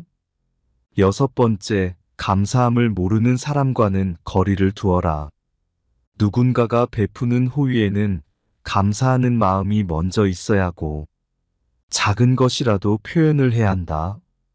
그러나 호의가 반복되면 권리인 줄 안다는 말이 있듯이 상대가 잘해주고 그것이 계속 이어지면 나중에는 자신의 당연한 권리처럼 착각하는 사람들이 있다. 습관적으로 받아왔기 때문에 당연한 권리라고 생각한다면 그것은 큰 문제인 것이다. 이런 사람들은 상당히 이기적이기 때문에 상대가 잘해줘도 이제는 감사함을 모르는 것이다. 마음을 표현하지 못하는 사람은 가까이 두지 마라. 고마우면 고맙다고 미안하면 미안하다고 말하는 것이 올바른 인간관계의 기본인 법이다. 감사할 때 마음으로 고맙다고 생각하는 것은 감사 인사가 아니다. 남이 내 마음속까지 다 읽지는 못하는 법이다. 감사를 표현하지 않는 사람을 멀리하고 당신도 남들에게 감사를 표현하라. 7번째, 시끄럽게 떠벌리는 사람과는 거리를 두어라. 조금 알고 있는 지식을 아는 체하며 그저 시끄럽게 떠벌리는 사람들이 있다. 빈 깡통은 흔들어도 소리가 나지 않고 속이 가득 차도 소리가 나지 않는 법이다. 소리가 나는 깡통은 속에 무엇인가가 조금 들어있을 때다. 사람도 아무것도 모르는 사람이나 많이 아는 사람은 아무 말을 하지 않지만 무엇을 조금 아는 사람이 항상 시끄럽게 말을 많이 한다. 이 밖에도 불평불만이 많은 사람을 멀리하라. 매사에 불평불만이 많은 사람이 있다. 이런 사람은 아무리 부유하더라도 가진 것에 만족할 줄 모른다. 항상 불평만 하는 사람들 옆에 있다 보면 거기에 물들어 나도 모르게 부정적이고 불평하는 사람으로 되어간다. 그러므로 이런 사람들은 멀리하고 만나는 사람들에게 배우려는 태도와 존중이 있는 사람을 가까이 해야 한다.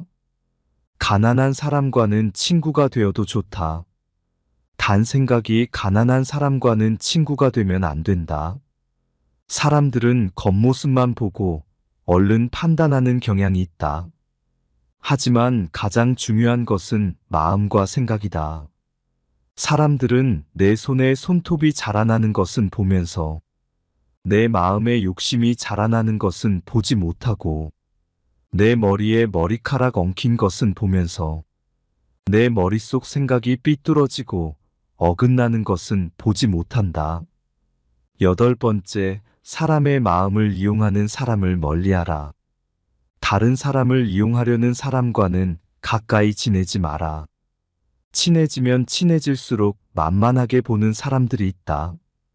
살다 보면 나를 이용하여 사기치려는 사람들을 많이 만나게 된다. 이런 사람들은 조심해야 한다. 조금만 친해지면 돈을 빌리거나 어려운 부탁을 하거나 내 것을 빼앗으려고 한다. 비겁하고 비열한 사람들은 강자한테 약하고 약자한테 강하다. 잘해주면 함부로 대해도 된다는 생각을 가진 사람들이 많기 때문이다. 자신의 이득을 위해 타인을 비난하고 이용하려는 사람은 반드시 거리를 두어라. 과거의 실수나 잘못을 지나치게 후회하는 사람을 멀리하라. 행복에서 불행으로 바뀌는 것은 한순간이나 반대로 불행을 행복으로 바꾸는 것은 오랜 시간이 필요하다. 과거에 집착하여 살아온 세월을 후회하는데 많은 시간을 보내는 사람들이 있다. 이미 지나가 버린 과거에 함몰되어 있는 사람은 가장 어리석은 사람이다. 상대에게 한 번 속았을 때 그 사람을 탓하라. 그러나 그 사람에게 2번 속았거든 자신을 탓하라. 지혜로운 사람은 본 것을 이야기하지만 어리석은 사람은 들은 것을 이야기한다. 물고기는 언제나 입으로 낚인다. 인간도 역시 입으로 내뱉은 말로 손해보는 경우가 많다. 남의 강요에 의해 베푼 자선은 스스로 한 자선의 절반의 가치밖에 없다. 행동은 말보다 그 소리가 크다. 남을 속이는 일보다 자기 자신을 속이는 일이 더 어렵다. 단번에 바다를 만들려고 해서는 안 된다. 성공한 사람은 예 아니요를 확실히 말하고 패배자는 예 아니요를 적당히 말한다. 남 앞에서 부끄러워하는 사람과 자기 앞에서 부끄러워하는 사람 사이에는 큰 차이가 있다. 성공한 사람은 과정을 위해 살고 패배자는 결과를 위해 산다. 우물에 침을 뱉는 자는 언젠가 반드시 그 물을 마시게 된다. 너 자신을 다스려라. 그러면 당신은 세계를 다스리게 될 것이다. 과거는 미래를 위해 선로를 놓는다. 오늘 행복한 사람이 반드시 내일도 행복한 것은 아니다. 성공을 향해 대담하게 나아가고 꿈꾸는 삶을 살기 위해 노력한다면 평범한 시기에 뜻밖의 성공을 접하게 될 것이다. 우리는 인맥이라는 것에 집착할 때가 있지만 결국 그 인맥은 내가 줄 수 있는 것에 좌우된다. 불순한 동기에서 생기는 애정은 그 동기가 사라져갔을 때 죽어버린다. 돈이나 물건은 그냥 주는 것보다도 빌려주는 쪽이 낫다. 그냥 얻으면 얻은 쪽은 준 사람보다 밑에 있다고 생각되지만 빌린다면 대등하게 대할 수 있다. 누가 현자인가? 모든 사람들로부터 배우는 사람이 현자이다. 만나는 모든 사람에게서 무엇인가를 배울 수 있는 사람이 이 세상에서 가장 현명하다. 포도주는 오래되면 오래될수록 맛이 좋아진다. 지혜도 똑같은 것이다. 해를 거듭함에 따라 지혜는 성장한다.